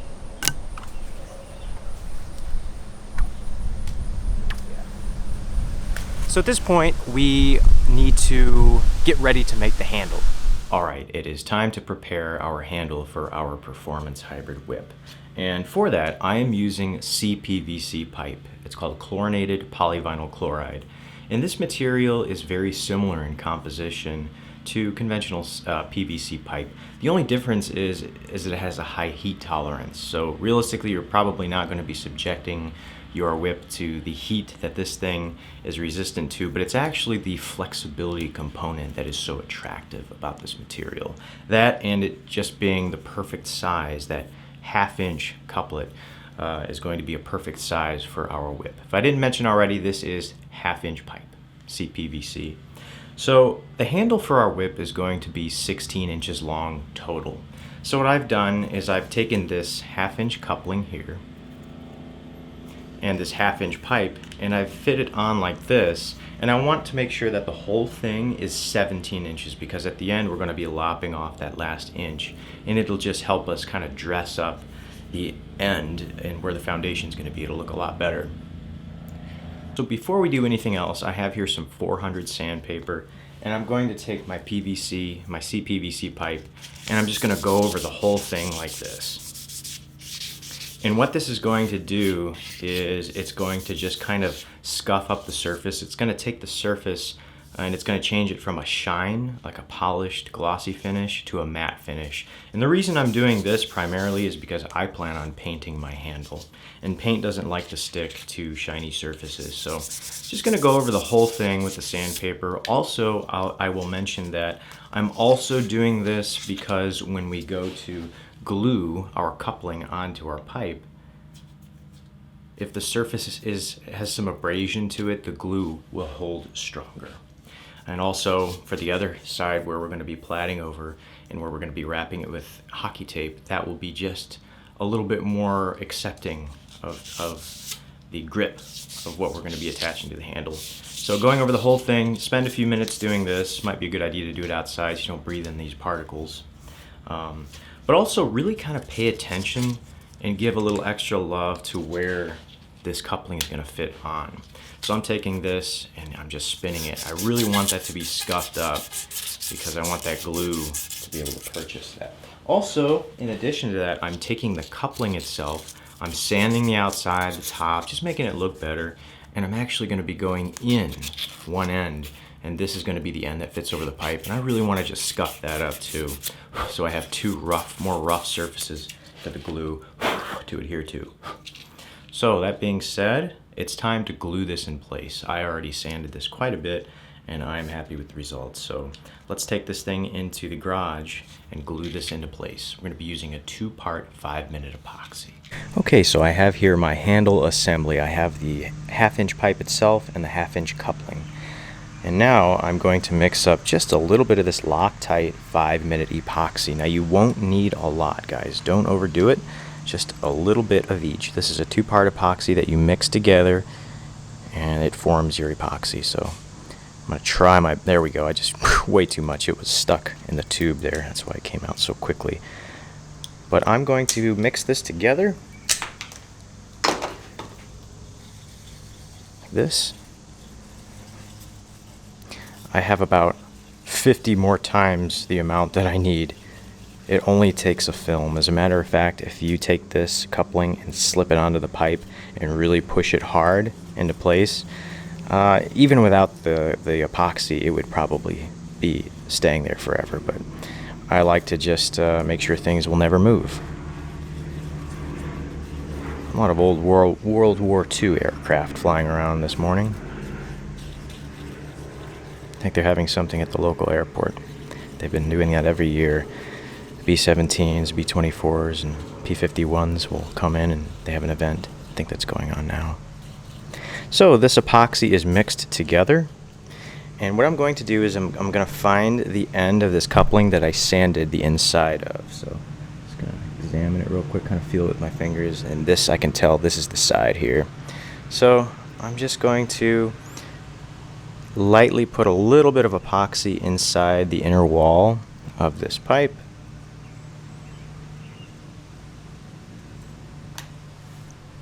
And I'm going to take the pipe itself and I'm going to push it in with a twist.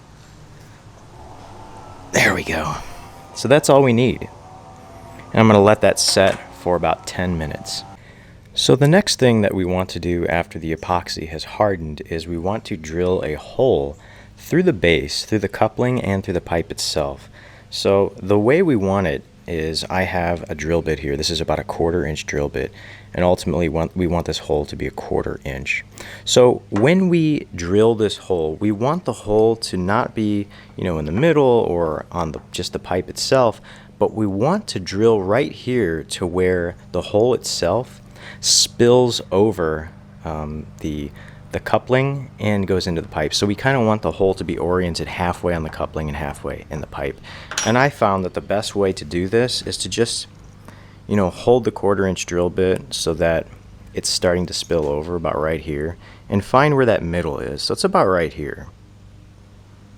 So I'm going to take an awl and I'm just going to mark it like this and just make a little indentation like that.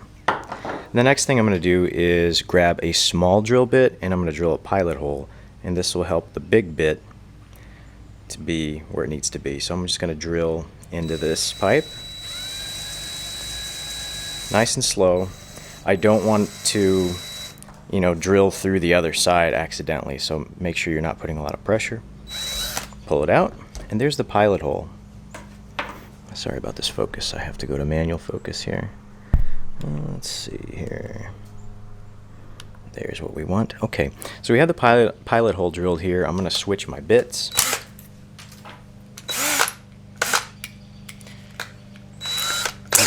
Now we have the 1/4" drill bit, and I'm just going to drill right where that pilot hole is. And it's going to go in kind of quick, so just be gentle. This is soft material, this Cpvc. So is PVC. Right there.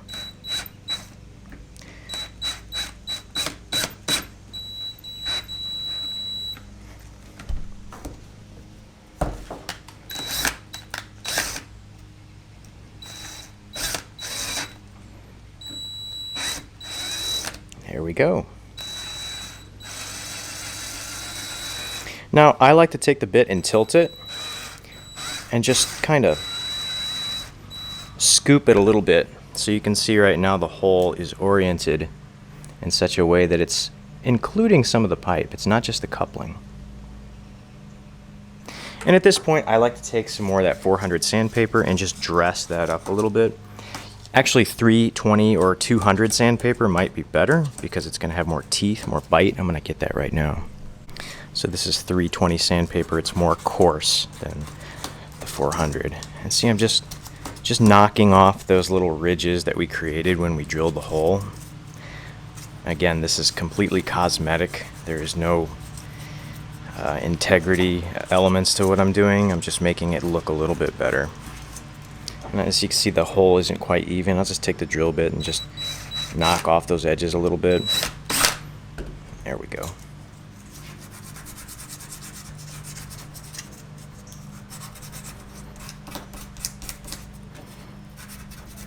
Those edges. Just smoothing it over.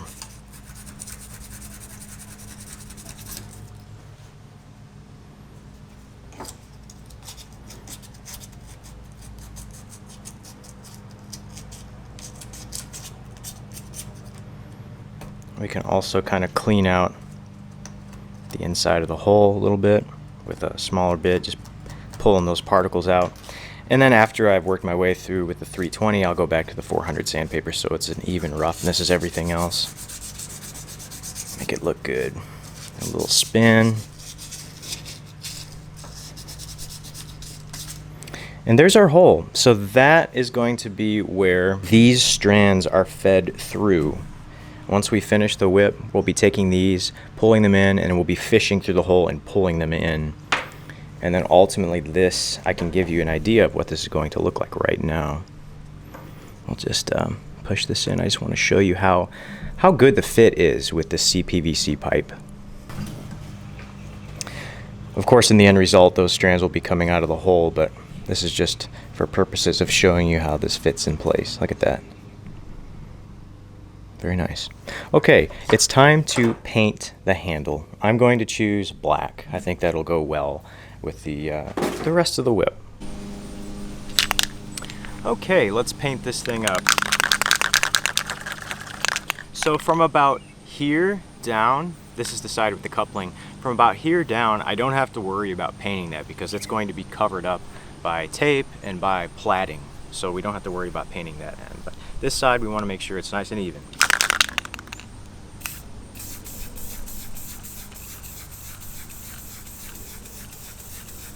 Make sure you try to get inside that hole that you drilled too, because that will be showing.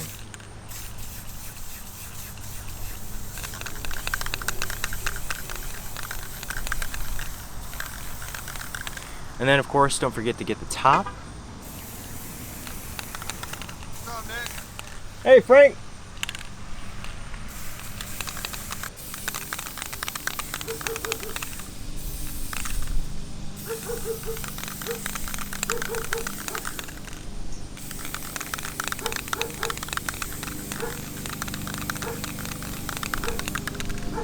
All right, we're gonna set this thing up to dry for about 10-15 minutes and we'll get on with the rest of the handle. So as you can see, this is drying very well. If you take a look at the hole, you can see the paint is in there and you can see where the hole is oriented. It's just kind of a better view of where that hole is. It's not only over the coupling, but it kind of spills into the rest of the pipe. And that's exactly what we want. So we'll let this thing set completely and we will cut strands for the handle. Okay, so our handle paint has set. so we can move this handle around and move on to the next phase. So the next phase is determining how much of that handle we want to be covered by our overlay or our platting. So usually you'll see a lot of these performance hybrid whips. The platting will be about right here, and this part will be, this is where the hitching, the grapevine hitching from the tails of the whip itself are going to be spiraled around. So there's usually about this much space that's bare pipe. And you can plat the entire thing. It doesn't matter. This is personal preference. It won't affect the way the whip works. So what I'm going to do here is I'm going to just kind of measure out what looks good to me. So we'll have this much covered by the hitching. So we want to have, let's see, we'll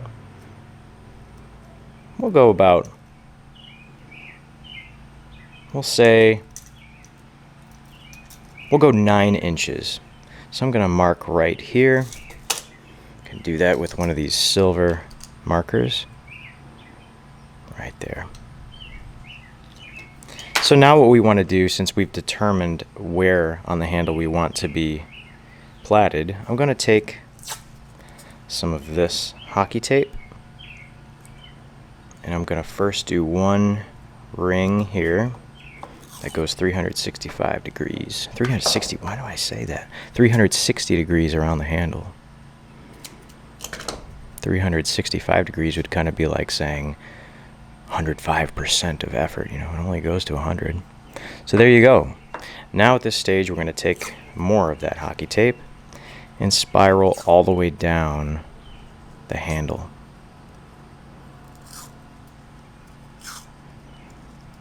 And this is what's going to be giving us some gription to plat over. It'll keep the platting from slipping, even though the pipe itself isn't that slippery because we sanded it. This will just help things stick that much better and not slide around on us. All the way to the end.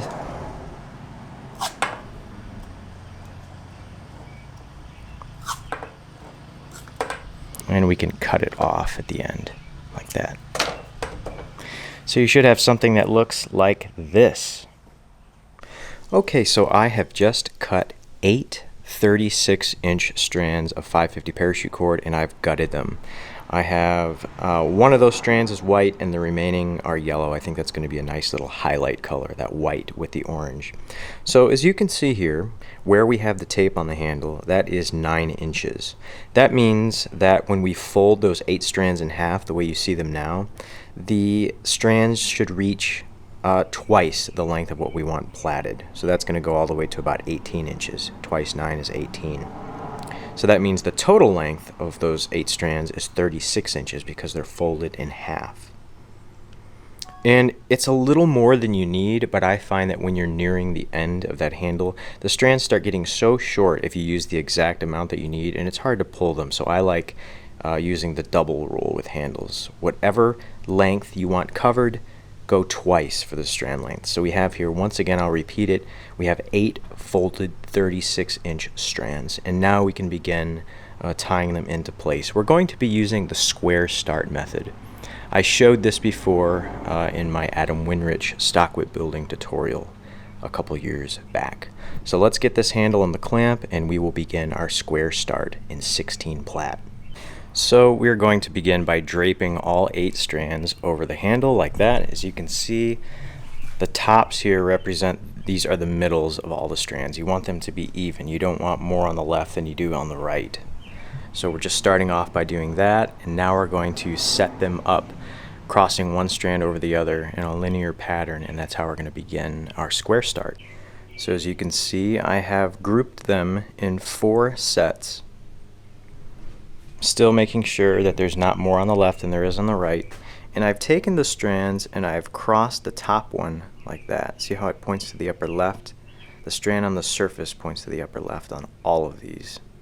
And now we can begin working our way through the square start. Now I do recommend, because this is PVC, we don't have the luxury of being able to take a thumbtack and push it through into what would be wood on a stock whip.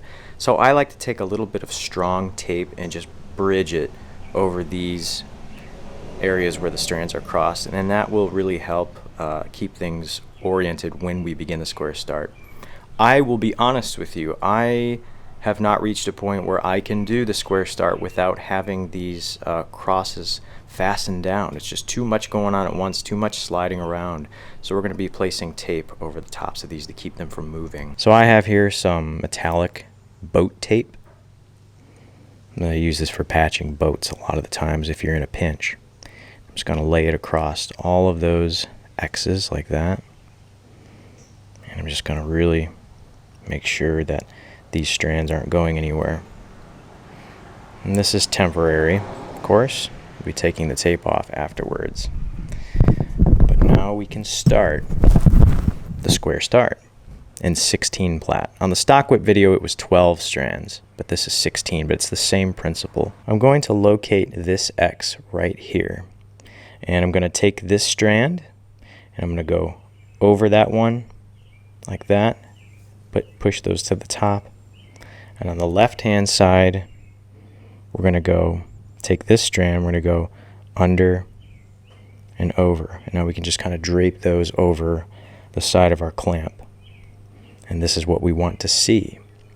Now we can incorporate this X here. So I'm going to take this strand here, I'm going to go over and under the white like that.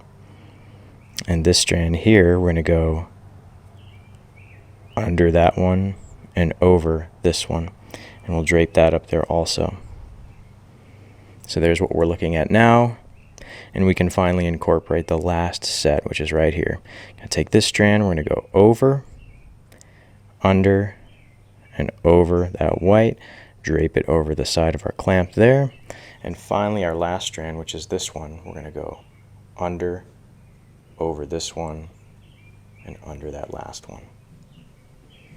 And there is where you want to be. The next thing we're going to be doing is we're going to be working our way down on the right and the left. This strand, that strand, that strand. So we'll have at the end only 2 strands at the top and the rest of them will be draped down here. Okay, so at this point I've taken a break and I've placed this board underneath the working area, so hopefully you guys can see just a little more easily of what strand is going where. So we're going to be starting by taking the strands on the top and working them to the bottom. So at the end of the day we're going to have all the strands down here except for 2, one on the left and one on the right.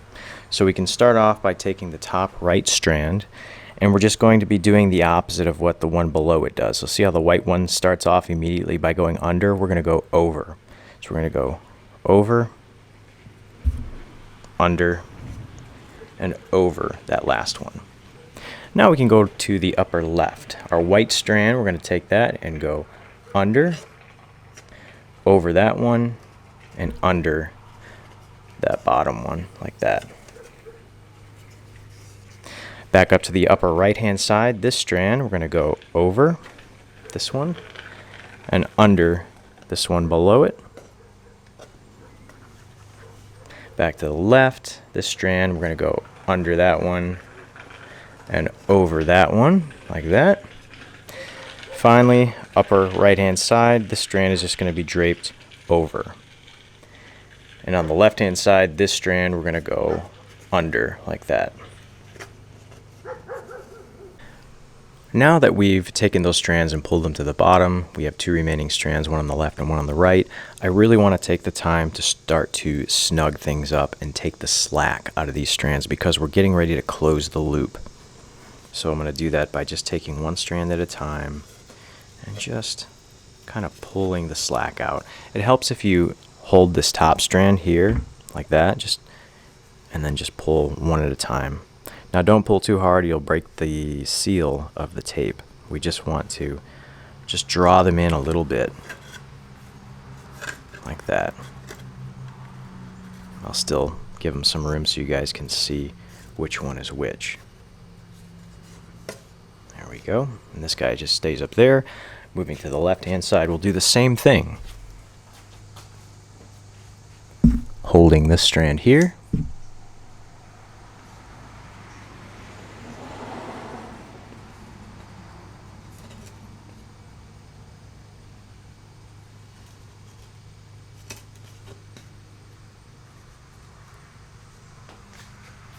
Very good.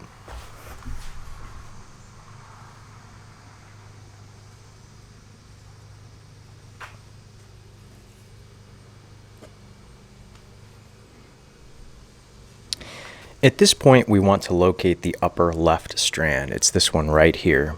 See how it goes over this one? This one here on the right side goes under. So we want to locate the one that goes over the top of this one. So we're going to take that strand, we're going to go around the back like this, and we're going to go under this one, over, under, over, under, over this one, under this one, and over that last one, like that.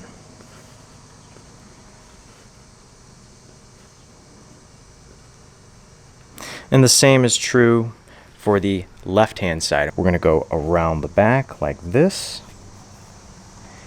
and we're going to go under in order, under this one, over, under the white, over that one, under this one, over this one, under this one, under this one, and over that last one. And at this point, if you made it this far, congratulations, you've begun the square start. It just doesn't look like it at the moment because there's so much slack. So we need to continue to pull the slack out of everything. And I think at this phase, it's safe to take this board down because we've already gotten the hard work done. So we'll just take that off.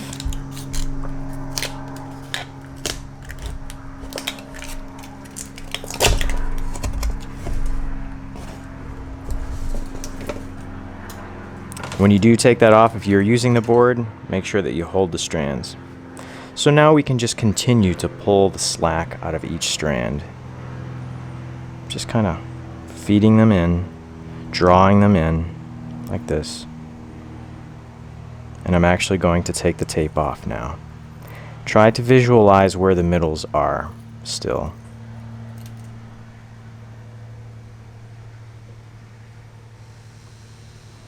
So we can draw each strand in like this.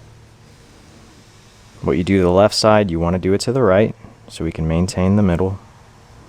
Pull this one below it. Continue to draw them in one at a time. And you may not realize it, but what you are holding in your hand right now is a diamond plat. It's a single strand diamond plat.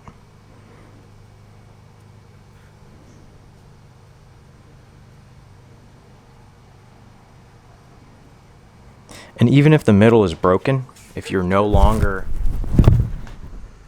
you don't have them perfectly oriented in the middle anymore, it's okay because, as I mentioned earlier, we're using double the length of what we're platting over. So that being said, we don't have to worry. We have some room to work with.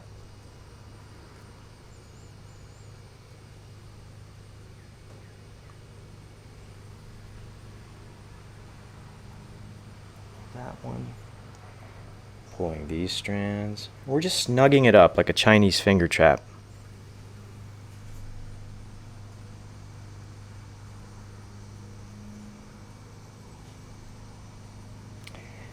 And now we can begin plaiting.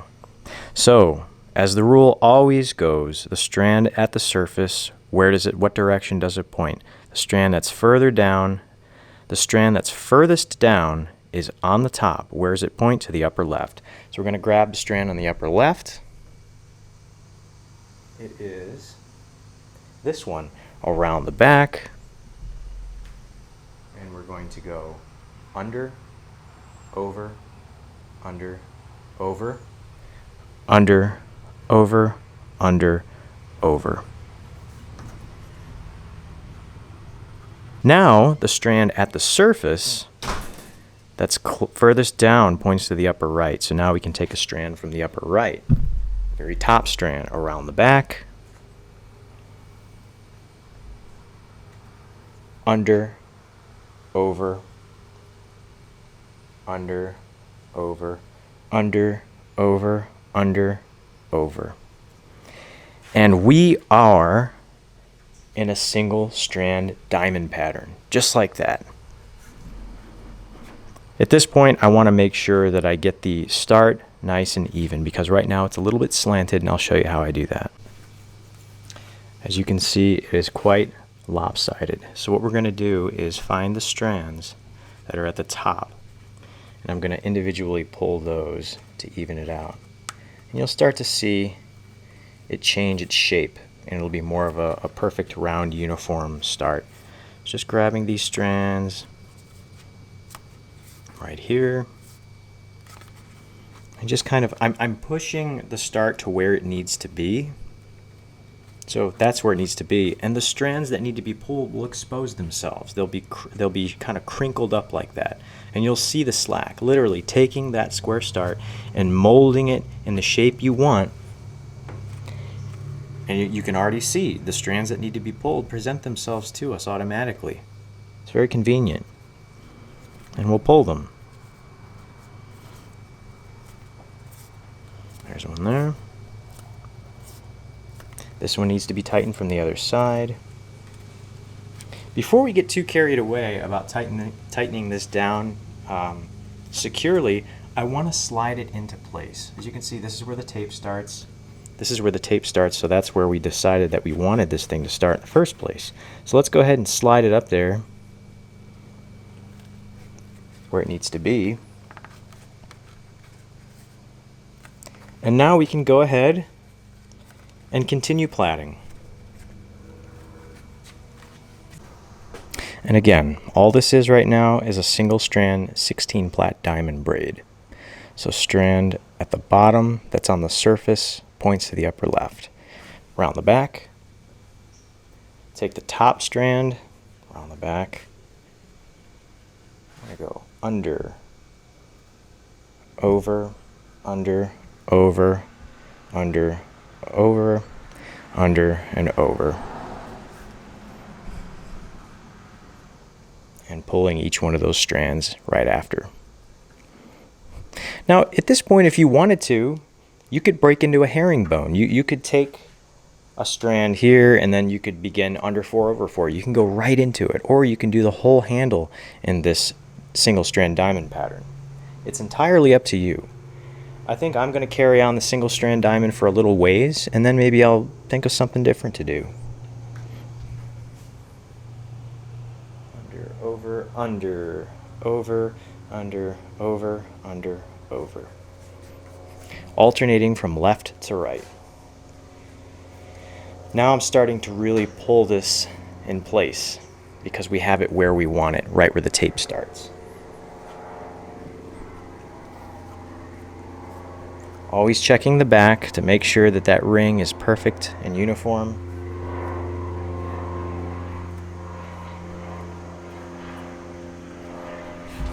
And we can just continue. And we will. Strand on the surface points to the upper left. We take the top strand from the left side, which is the white one now, and go under, over, under one, over one, under one, over one, under one, over one. Just like that. Pulling each strand downward and inward. Strand on the surface at the bottom points to the upper right now, so we're just alternating to the right side. Under one, over one, under one, over one, under one, over one, under one, over one.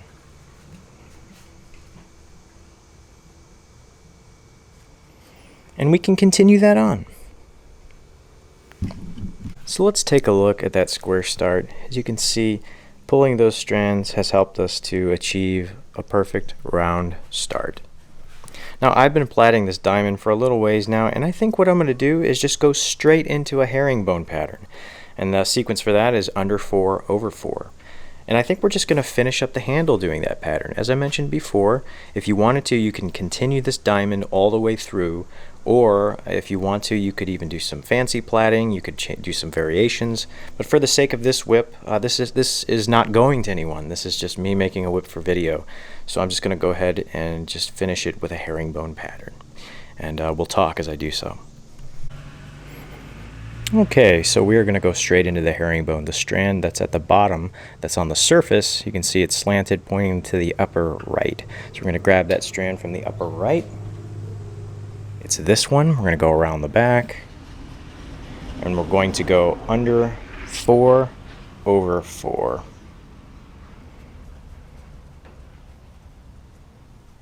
Now that strand at the surface points to the upper left. Grab the strand from the upper left, around the back,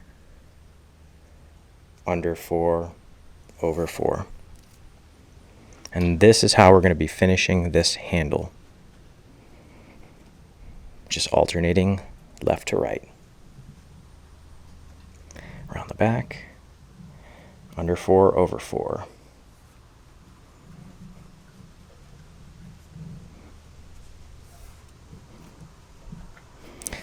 Close this clamp up a little bit. Things are moving around too much. There we go. Under 4 over 4. 16 Plat.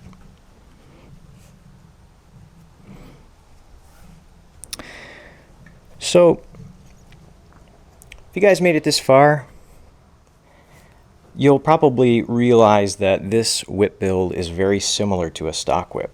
A lot of the same principles are carried out. And I always like a project that has similar procedures as one that you did before. So that's good. Under 4 over 4.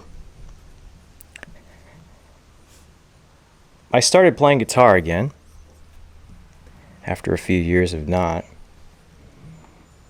And I've decided that I want to do more recording. So if you have a band that is going to be recording soon and you'd like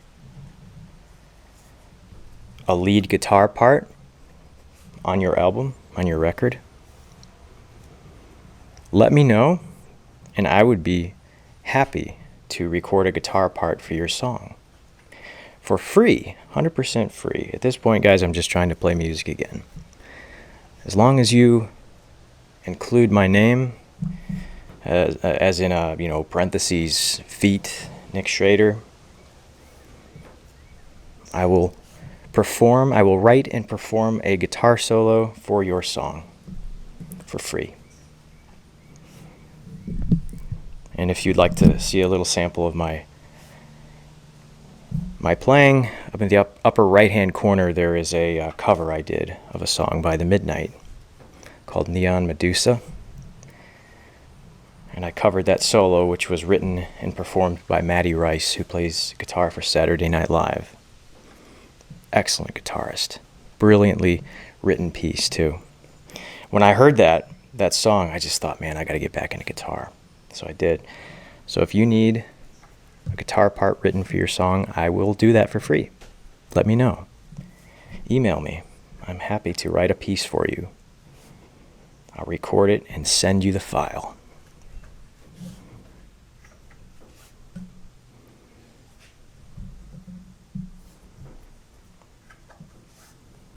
Okay guys, we are nearing the end of the handle, and keep in mind this last inch is going to be cut off, so it doesn't have to be perfect. And I'm still going under 4 over 4. We are still in 16 Plat. Nice thing about doing handles is more oftentimes than not, you don't drop any strands unless, I suppose, you have like a tapered stock whip handle.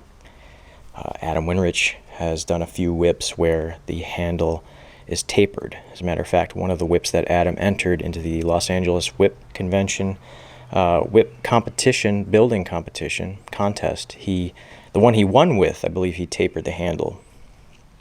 See if I can throw a picture up there on the screen of that whip. Beautiful whip. I'll say this, a lot of people just think of Adam Winrich as a whip performer.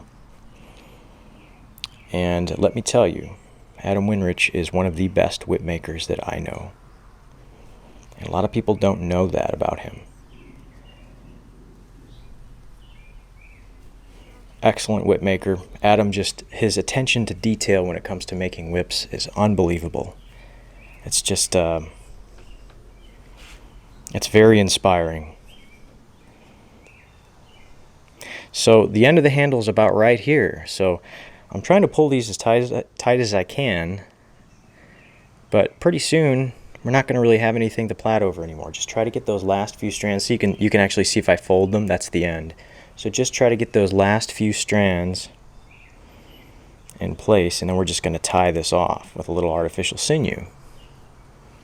Or first we'll use tape, actually. I think that's a better idea. You can see they're starting to slip off on us. That's okay. It's alright. Now I'm going to grab some hockey tape here, and we're just going to tape off the end right here. Nice and tight. Nice and tight! I think my neighbor's probably hearing me say that a lot. What is he talking about? Anyways, there we go. At this point, we can go ahead and snip off the remaining strands. And we're not going to be dressing this up until we cut the end of that pipe off. Now we can give this thing a roll. Let's give this handle a roll, shall we? Now, unlike the thong of the whip, I want to give a lot of pressure on this. I am using my body weight. Use the edge here, just roll the square start, make sure that's nice and round. And really, see, that's all my body weight right now. This is an excellent ab workout.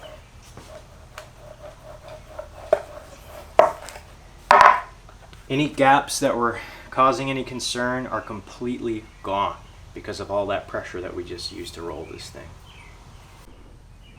There you can see how everything is nice and flat now. And here's the end that we're going to be cutting off momentarily. My battery is at 2%, so I need to go get another one. I'll be right back. Alright, at this point, let's dress up the end of this handle a little bit, and then we're going to locate the 1-inch mark and cut it off.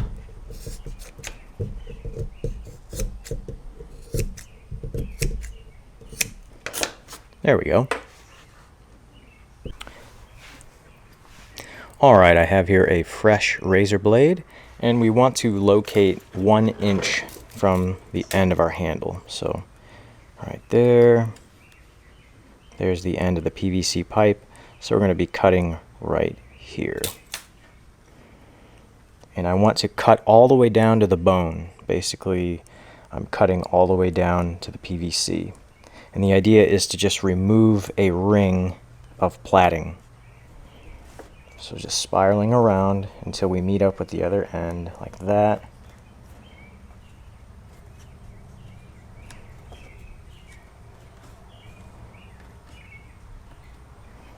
And now we can make a slash like this, down, and it should peel right off like that.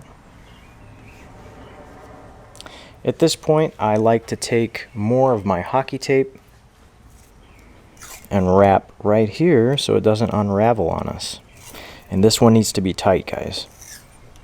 This one needs to be tight.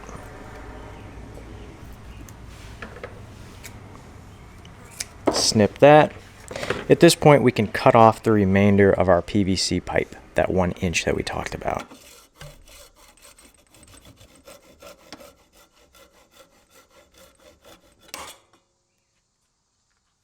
Okay, as you can see, we just cut off that last inch of the pipe that we talked about.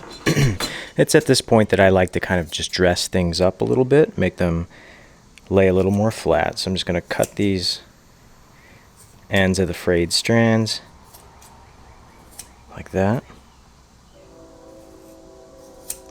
And then I'm going to go over this end with a lighter and just melt those ends of the strands.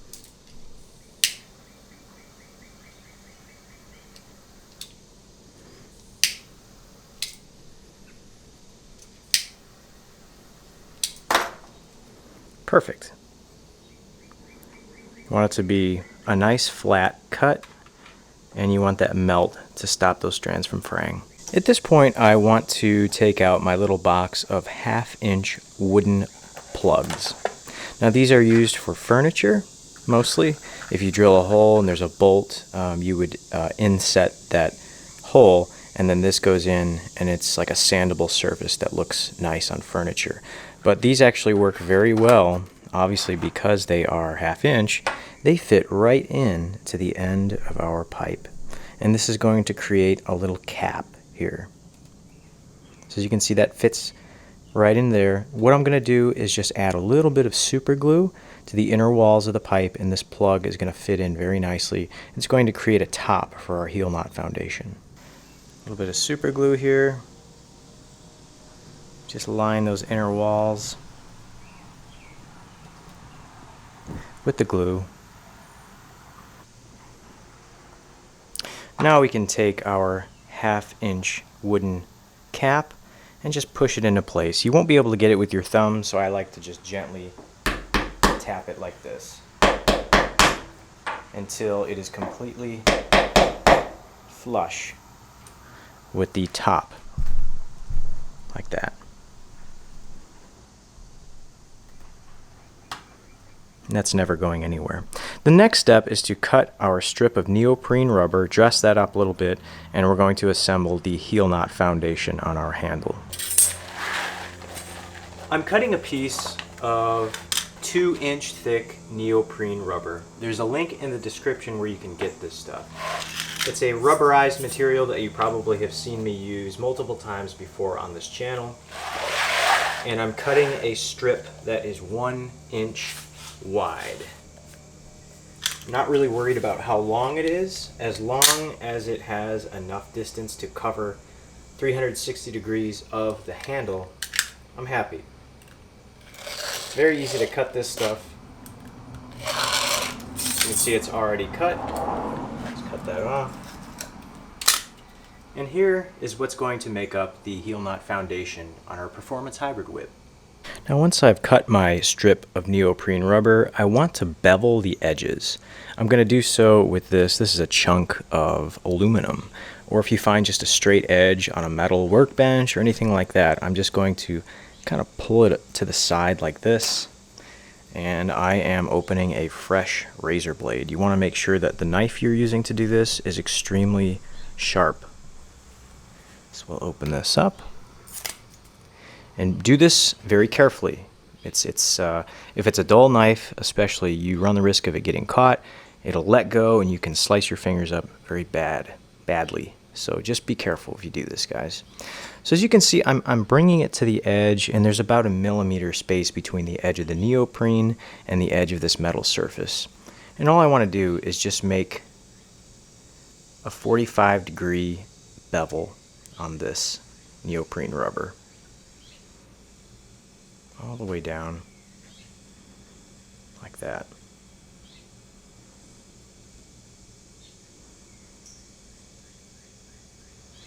And this is going to allow just a small slant so that the edges aren't so sharp to where the bites of the Turk's head knot. We're doing this so that the edges flow better and there's no creases on our knot. That looks pretty good. This is what we're working with right there. We can see that little edge there, that bevel. So I'm going to do the same thing to the other side, but I'm not going to make it so severe. I'm just going to take off a little bit less on the other side.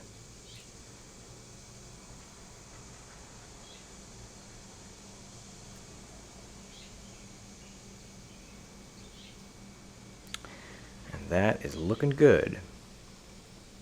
Doesn't have to be perfect, because we are going to be adjusting it with the lighter. We're going to actually be melting this rubber a little bit and then folding it to get that rounded off appearance. So I'm pretty confident that this is all I need right here. So I'm going to cut that. Okay, and once again, this strip is 1 inch, exactly 1 inch wide. And again, the length does not matter as long as you have enough to wrap all the way around our handle and meet at the other side like that. So we're going to be cutting it right there.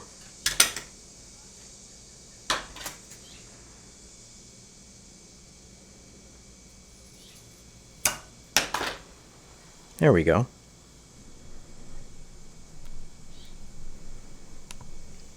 The next step is going to be to take our lighter, and we're just going to melt that beveled edge, get it nice and hot so that the neoprene is malleable.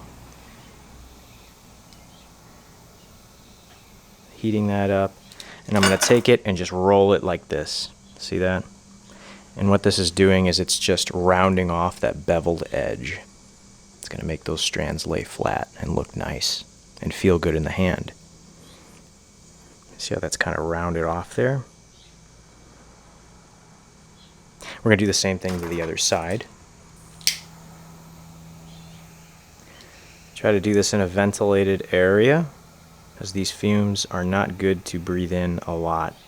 Every now and then is okay, but if you're doing this every single day, it will add up. It will not be good for you, so make sure you have a ventilated area when you melt this stuff. Just going to make a slight adjustment to the tip here. There we go. I'll reheat that and roll. At this point, it's time to attach this to our whip handle. And let's go ahead and test fit it. We just want those edges to meet just like that. And that looks like we need to take off just a tiny bit. And those two ends will touch without there being slack. We want it to be nice and tight.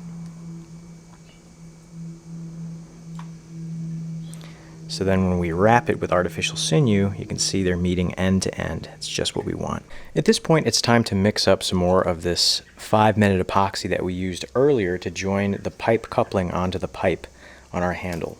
So we're just going to mix up a little bit here. I guess this is a little shout out for Mr. Aaron Miller, who can put a metal roof on your house. I don't need a metal roof, although it would be very pleasant during rain. It would sound nice. So Aaron, here's a shout out to you. I don't know you. I just found your advertisement in my mailbox. I don't know if you do good work or not, but hopefully you do. And if you do, well, here's a shout out for you. So I'm just mixing this 2-part epoxy here. I suppose, Aaron, if I am giving you a shout out, I'm allowed to use your brochure as a mixing pad for my epoxy. I don't think you'd be mad about that, but who knows. Okay, so this is just a piece of scrap that I'm using to mix this epoxy. The next thing I want to do is locate our little strip that's going to become our heel knot foundation, and I want to flip it over. So this is the side that's completely flat. This is the beveled side that will be facing the outside of the whip. Turn it over. We want to be coating the inside with some of this epoxy. And you don't need a lot, just a film or a coating. Try to keep it towards the middle, because when we wrap our handle, some of it's going to squeeze out a little bit, and that's okay. Just like that. I'll get this out of the way. Locating my artificial sinew, which is right here. Now this is important. We beveled with 2 depths. This side is beveled more than this side. We want this side to be facing the rest of the whip like that. So this is beveled more heavily than this side. So we want it to be oriented this way. Just going to slap it on like that. Wrap it around like this. Make sure those 2 ends meet. And now we can wrap this with some artificial sinew. And again, I'm the guy who's known for over-tightening things. So what I'm getting at is this may very well be overkill to use epoxy. But I just like that security. I like knowing that something is never going to move, even if somebody exerts more force than is intended. So this is not only holding this neoprene rubber in place, the sinew, but it's also constricting the neoprene rubber and allowing all of our two-part epoxy to flow into all of the creases between the strands.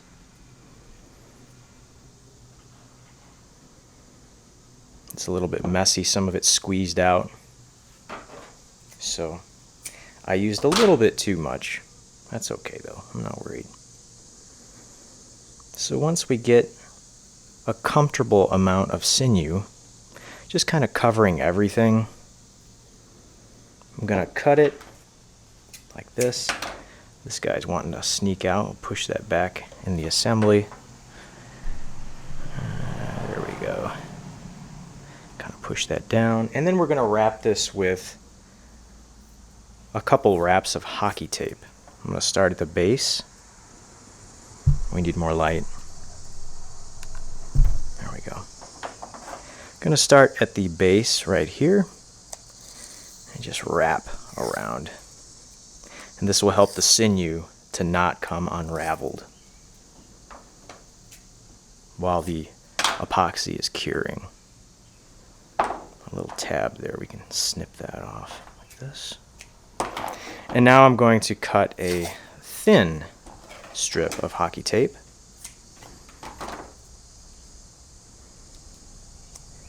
It still smells like fish. Some things never change, my friends. Some things never change. While the world is in shambles, hockey tape still smells like fish. So that's one sure thing that will get you through the day. If you're new to this channel and this is your first video, you're probably wondering, what in the world is he talking about? Well, this stuff smells like fish.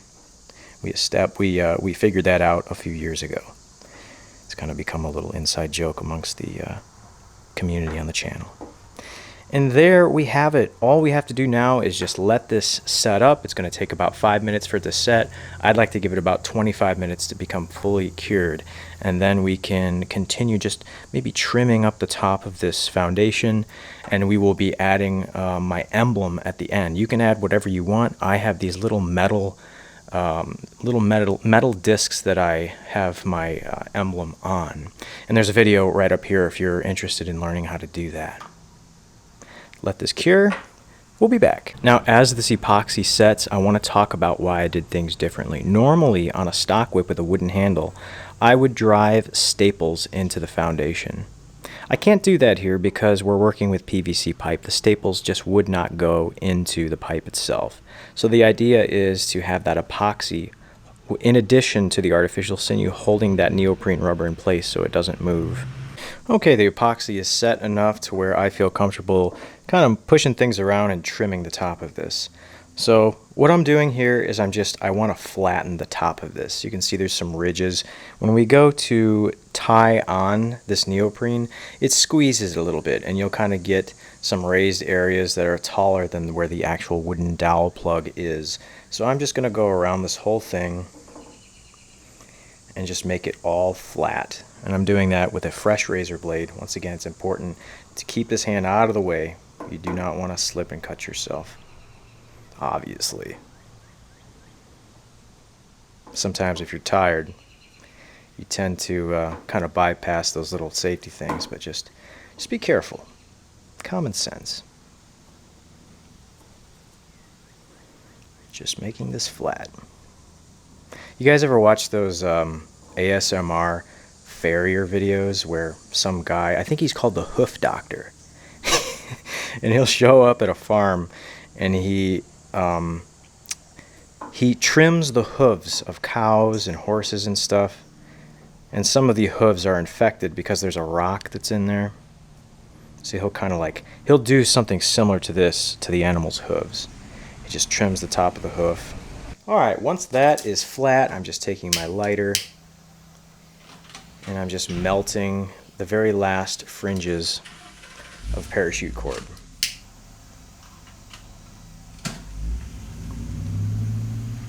Again, as the representer of Blendtec blenders would say, don't breathe this. just gonna smash it down with my lighter. And now we have a nice flat surface that we can put our little metal disc with my emblem. And you can put, as I mentioned, anything you want at the end of your whip. So we're going to mix up a little bit more epoxy and set this in place, let that solidify, and then we'll be able to tie our 2-pass 7x6 Turk's head knot for the heel. Okay, we've slathered some epoxy on the top of this foundation, and there goes the emblem in place right there. Try to press it in with a clean hand. There we go. Get that centered. Now I'm going to let that set, and we'll be able to begin the knot. Alright, so our foundation is completely hardened, the epoxy is good, our little emblem at the end there is in place and solid. It's time to tie a 2-pass 7x6 Turk's head knot at the heel. I'm choosing black and white. I think those two colors will look very nice with that orange, and it'll give a nice contrast. So I have here 2 3-foot sections of gutted 550 parachute cord. This is what we'll be starting with. The needle is already threaded on the end. 3 feet in white, 3 feet in black. So it's time to begin our knot. Okay, let's go ahead and begin this knot. You've seen me tie this knot plenty of times on this YouTube channel. Taking the end opposite of the needle, just gonna lay it across like this, around the back.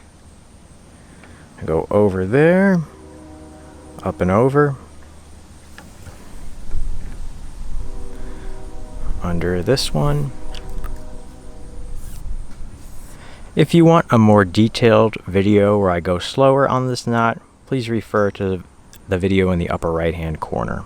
I'm not going to be going extra slow here, but I will try to keep it as easy as I can. Under this one, I'm going to go over that one, along the side, under this one.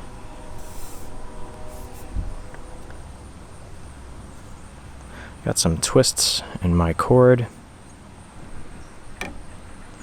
Going up and over this one, holding that with my index finger.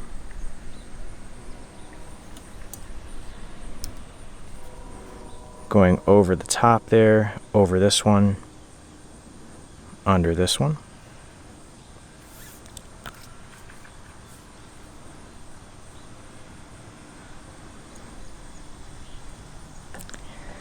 Over that one, over this one as well, going under this one. Over the top one, under this one.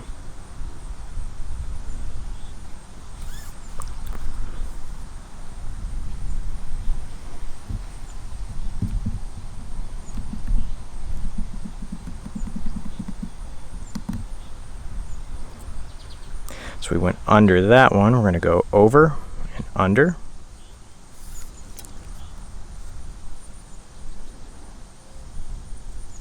Top looks good. And now we're going to begin our expansion pass. We went under this one, we're going to go over that one, and now under this one.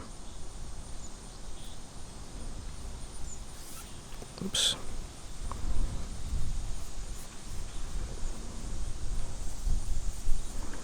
Now what this strand does, we're going to mimic it on the right hand side. It goes over, we're going to go over. It goes under, we're going to go under also.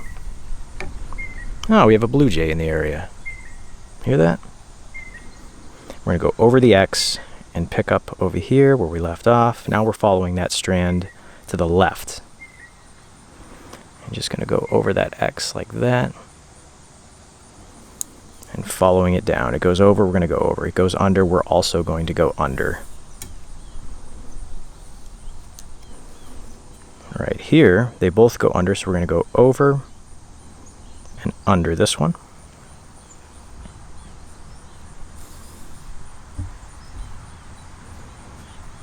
Same thing that we did at the top, we're doing to the bottom. See how we're going over that little X there and just let it hang out there. We're going to go over this one, find the middle here, spread those apart, and go under that one. Right there. And now the middle strand, we're going under that one, like that.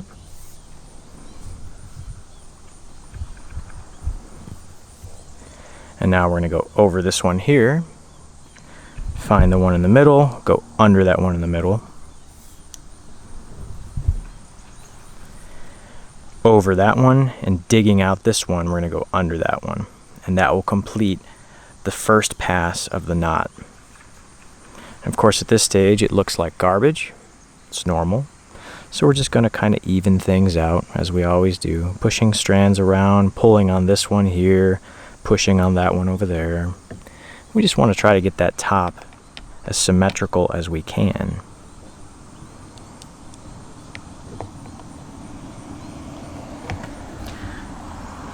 And this first pass should not be extra tight. It's something I explain about the video that I mentioned in the right-hand corner, where I take this really slow.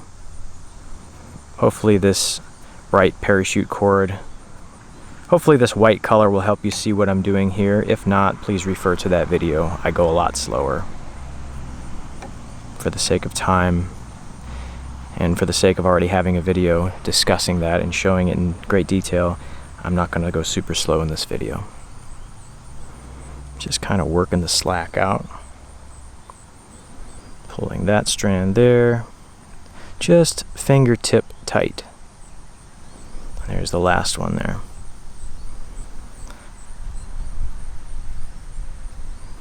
That's starting to look a lot better in the middle. We just want a perfect hexagon, 6 sides. Yeah, I had to count there for a second.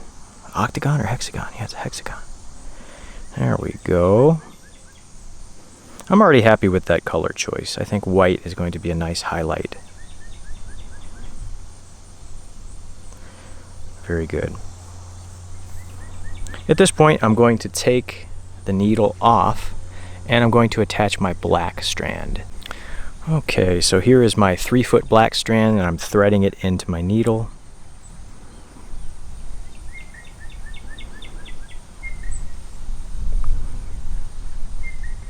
Hear that little blue jay? Blue jays are not really known as songbirds. Most of the time they just fly around screaming. But that's the most pleasant sound I think that a blue jay makes. A little. I recently got heavy into birds over the past couple of years. So what I'm going to do now is I'm going to fold that last white strand. See, we're done with the white strand. I'm going to fold it over here, and I'm going to cut it around this area right there. Can let that white strand go. And I'm cleaning up the end on the black strand opposite of the needle. See, we have the needle threaded on this side. And now what I'm going to do is I'm going to melt these 2 strands together. And just push them together like that and give them a little pinch. Now they're fused together. I'm going to trim the edges like this. And just melt those trimmed edges a little bit. Perfect. Now we can begin the second pass on this knot. And all we're doing is following the leader. Whatever this strand does, we're doing the same exact thing on the right side.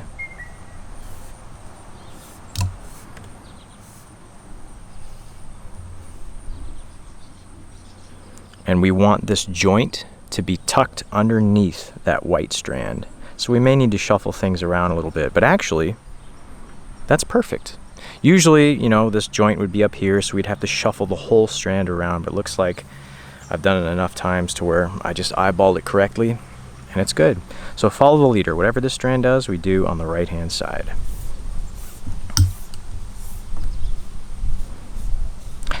I recently did a collaboration with a woman named Leslie the Bird Nerd. She has a YouTube channel, very informative videos all about birds, information on the birds, and I did a collab video with her.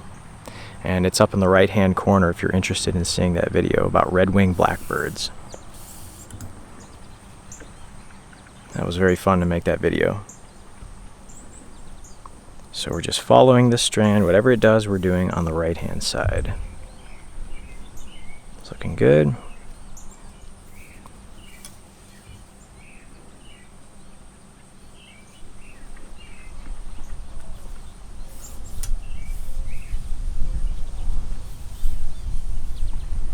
Such a beautiful late summer afternoon. you can hear all of the goldfinches.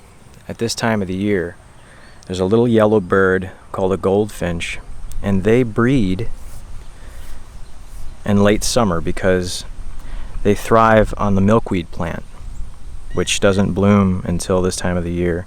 So most of the time you have all these birds breeding in, April and May. But the goldfinches, they wait so they can benefit the milkweed plant.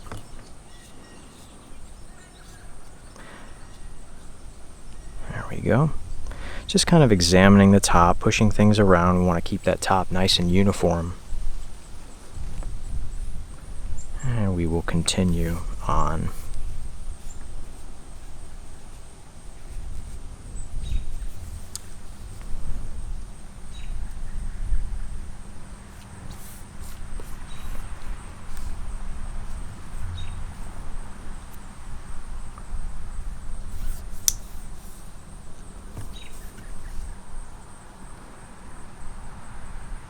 Under these.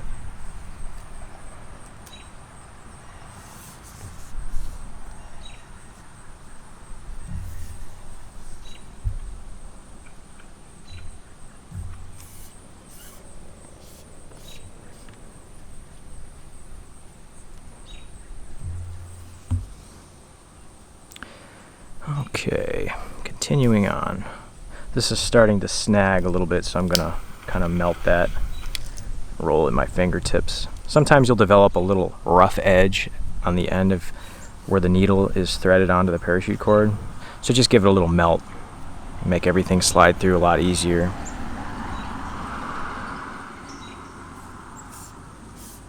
You could tie a herringbone knot. I have a tutorial for that knot as well, but I find that a 7x6 2-pass just looks better on a stock whip or a performance hybrid whip.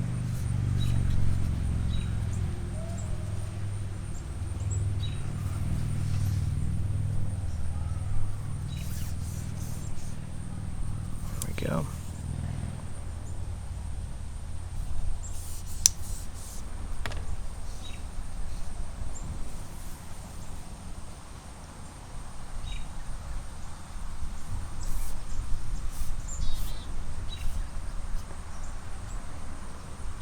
A lot of people flying today. For those of you watching who are fellow pilots, I recently took my biennial flight review. If you're unfamiliar with that, it's something that you have to do if you're a pilot. Every 2 years you go flying with a flight instructor, and they just make sure that you're proficient in emergency situations, systems, and overall quality of flight. Make sure you're safe as a pilot. And I've been flying high wing planes, Cessna 172s, 150s, 162s for about 6 years, and I took my flight review in a low wing plane. The planes that I'm used to flying are high wing planes. So my friend Tim, who I did the review with, I told him, I was like, hey man, I'm kind of a little nervous, how does this plane behave very differently? And he reassured me, no man, it's almost the same. But the benefit that you get out of a low wing aircraft, it was a Piper Warrior. The benefit that you get is that the visibility is incredible because you don't have a wing over your head. But also, the plane will float a lot better because the wing is closer to the ground, particularly on landings. And boy was he right. That plane is just, it's so fun to fly. It does handle slightly differently. It's a little lower power than a 172. It's a 150 horsepower engine as opposed to 180 horsepower in a 172.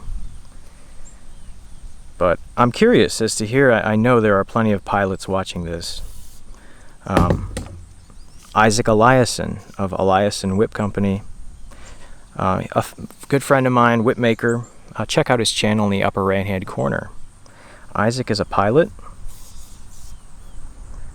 and at some point we plan to go flying together in Los Angeles. I'm really excited about that.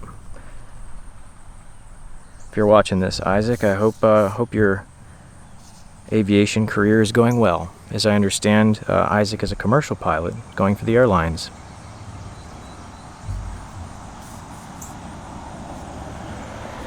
So let me know what you guys think about the difference between high wing and low wing aircraft.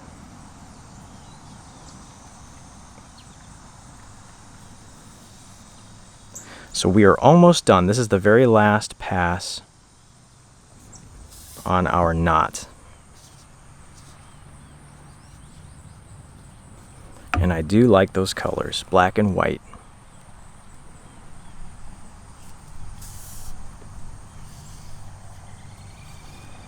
There we go.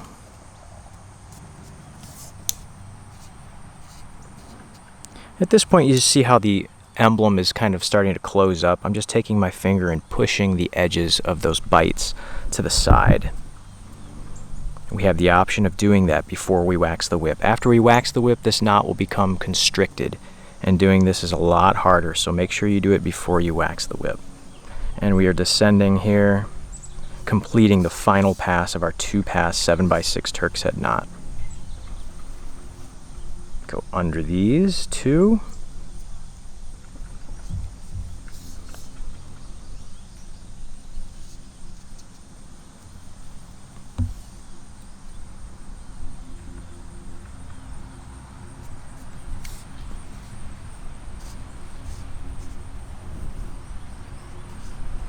And there we have it. I'm just going to give a one tug on this black strand and one tug on the beginning on the white strand.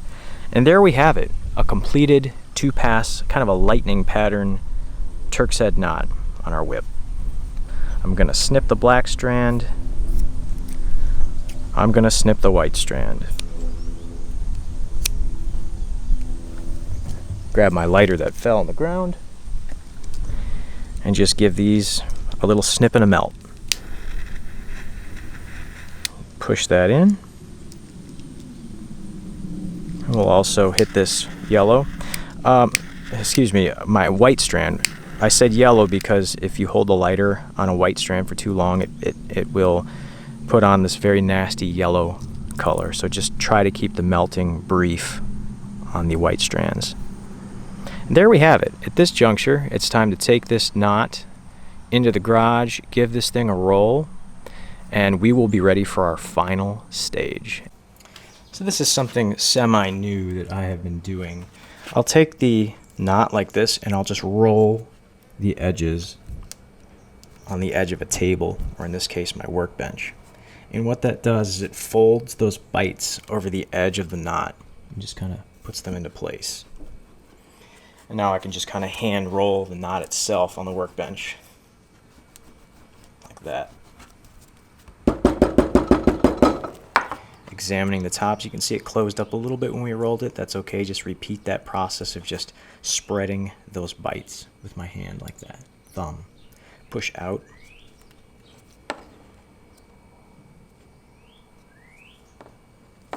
And there we have it. It's time to attach the thong onto the whip. Alright, so this is the point of the project where we tie everything together. Pun intended. Absolutely pun intended. So we have here the thong of the whip. And you remember those two tails that we were talking about all throughout the project? What we're going to do is take the handle and feed those two strands into this cup here. And it helps to have a hemostat. This little pincher here. Or needle nose pliers works fine too. But we want to fish those strands out through the hole. Did I really just manage to get both of them at the same time? I think I did. No, it's not that easy. So here comes the gold one. Right behind it we have... Yeah, try not to do this. Get a nice grip on it, otherwise you'll just pull the threads out. So there, we're fishing for the orange strand now. And we got it. So what we're going to do is pull this into place right here, right like that. And I'm going to switch positions here. Whoa, almost fell.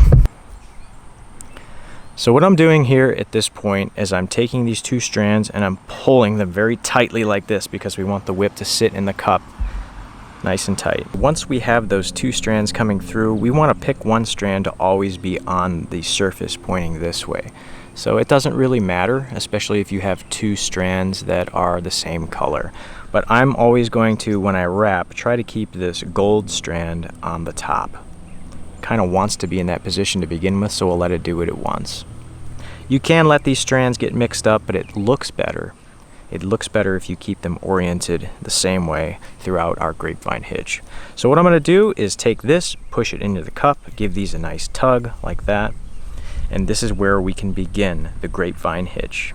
I'm going to wrap around the right side like this, pull out those strands, and then I'm going to feed them through like this.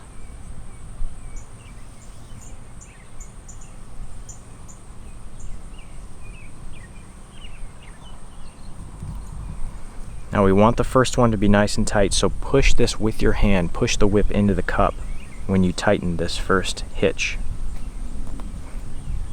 Just like that, kind of wiggle it around. And that feels nice and solid. And we can continue on. We're gonna do the same thing. The way we just wrapped it, we're gonna continue that. So around the back, underneath, gold strand on top, feeding it through.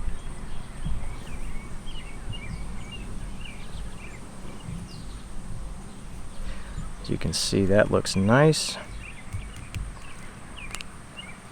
Now when we pull this tight, we want to pull outward and then in like this. And that will help set it into place.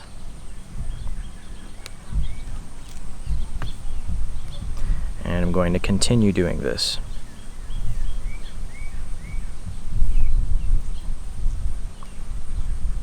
Gold strand on top.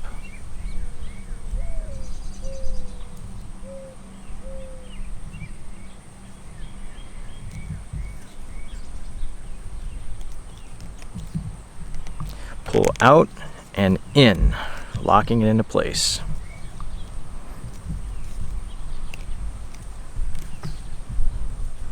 Continuing on.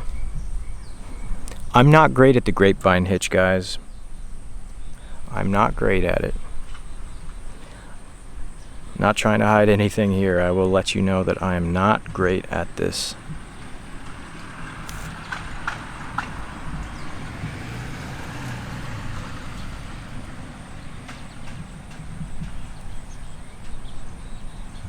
Pulling that into place. Make sure that these strands are touching the strands above it because the paint is sticky. It's still slightly tacky, but that's okay. Out and in, locking it in place, continuing on.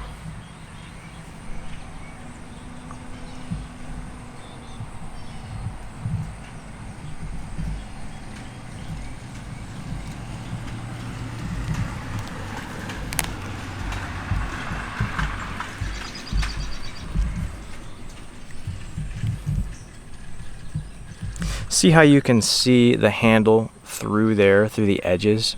Some people can get it to where you don't see that, and I don't know how to do that. I need more practice with the grapevine hitch, I guess.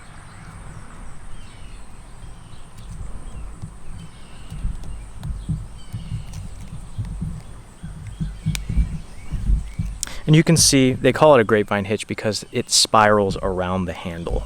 That's why it has that name, grapevine hitch.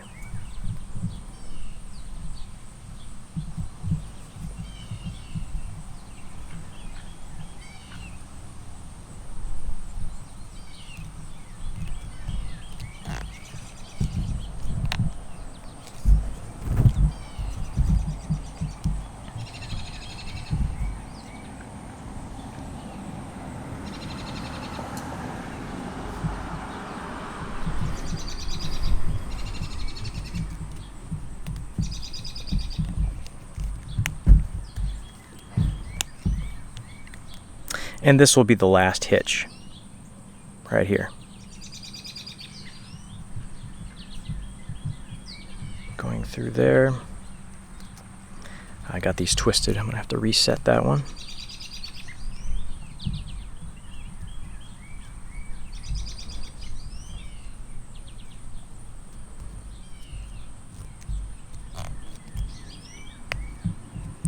the last 2 strands.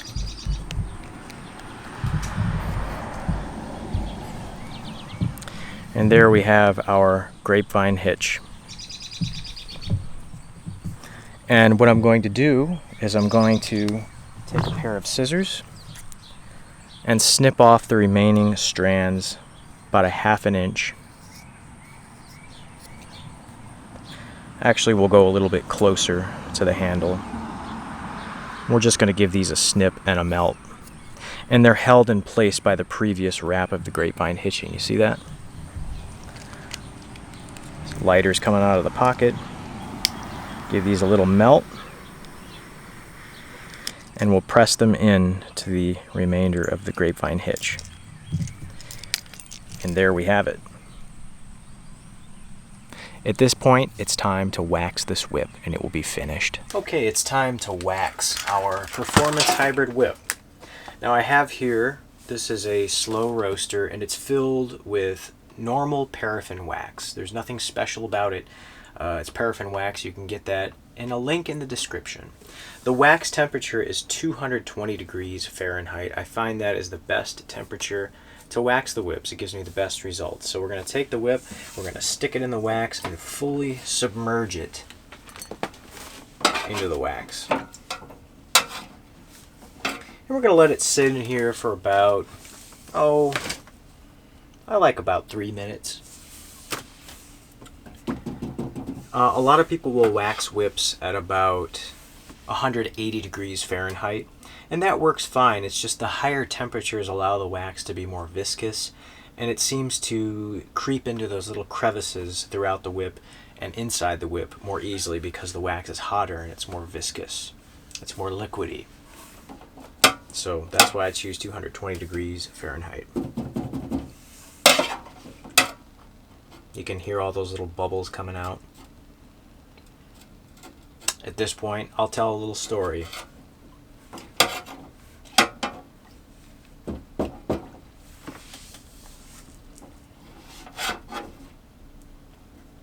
I was at a wedding once with some friends and we were actually covering the wedding, doing a video reel of the highlights of the wedding. And we were all eating. There were probably a few hundred people there. And I brought a little whip and I brought the whip out and it created such a conversation piece. Whips have a way of doing that. And there was particularly a younger couple who they just were cracking the whip and they just loved it. They were so quiet to begin with when we were sitting with them at one of the tables, like, yeah. But the whip just brought out so much excitement and it was able to kind of break the ice of talking and getting to know people. So a whip has a way of just kind of opening those doors to meeting new people sometimes, So I thought that was really special. At this point, it's probably been about 3 minutes. 3 minutes is not an exact science, but we're going to take the whip out of the wax. Now I have here 2 wads of paper towel, and what this is going to do is it's going to soak up the excess wax that would otherwise puddle on the whip. So I'm taking the whip out and I'm just going along the whole whip like this. And it's removing that excess wax. Flip this over, get the other side.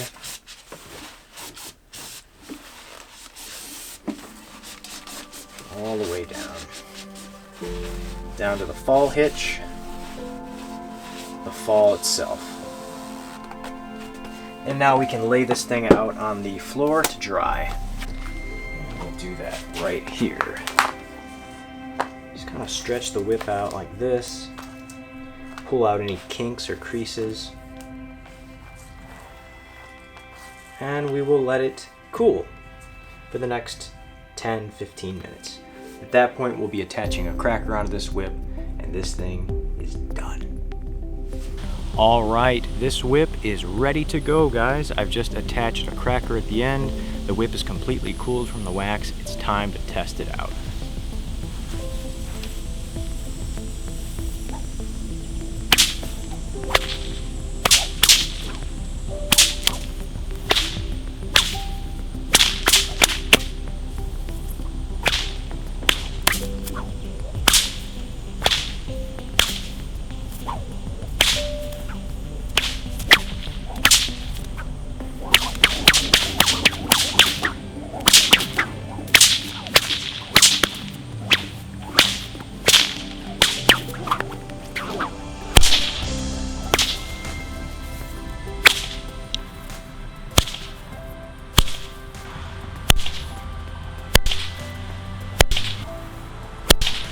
Well guys, I want to thank you so much for stopping by and watching this video. I hope you found it inspiring, and I hope that you set out and try to make one of these whips yourself. It's a really fun build, and these whips crack great. As always, I greatly appreciate your support on Patreon.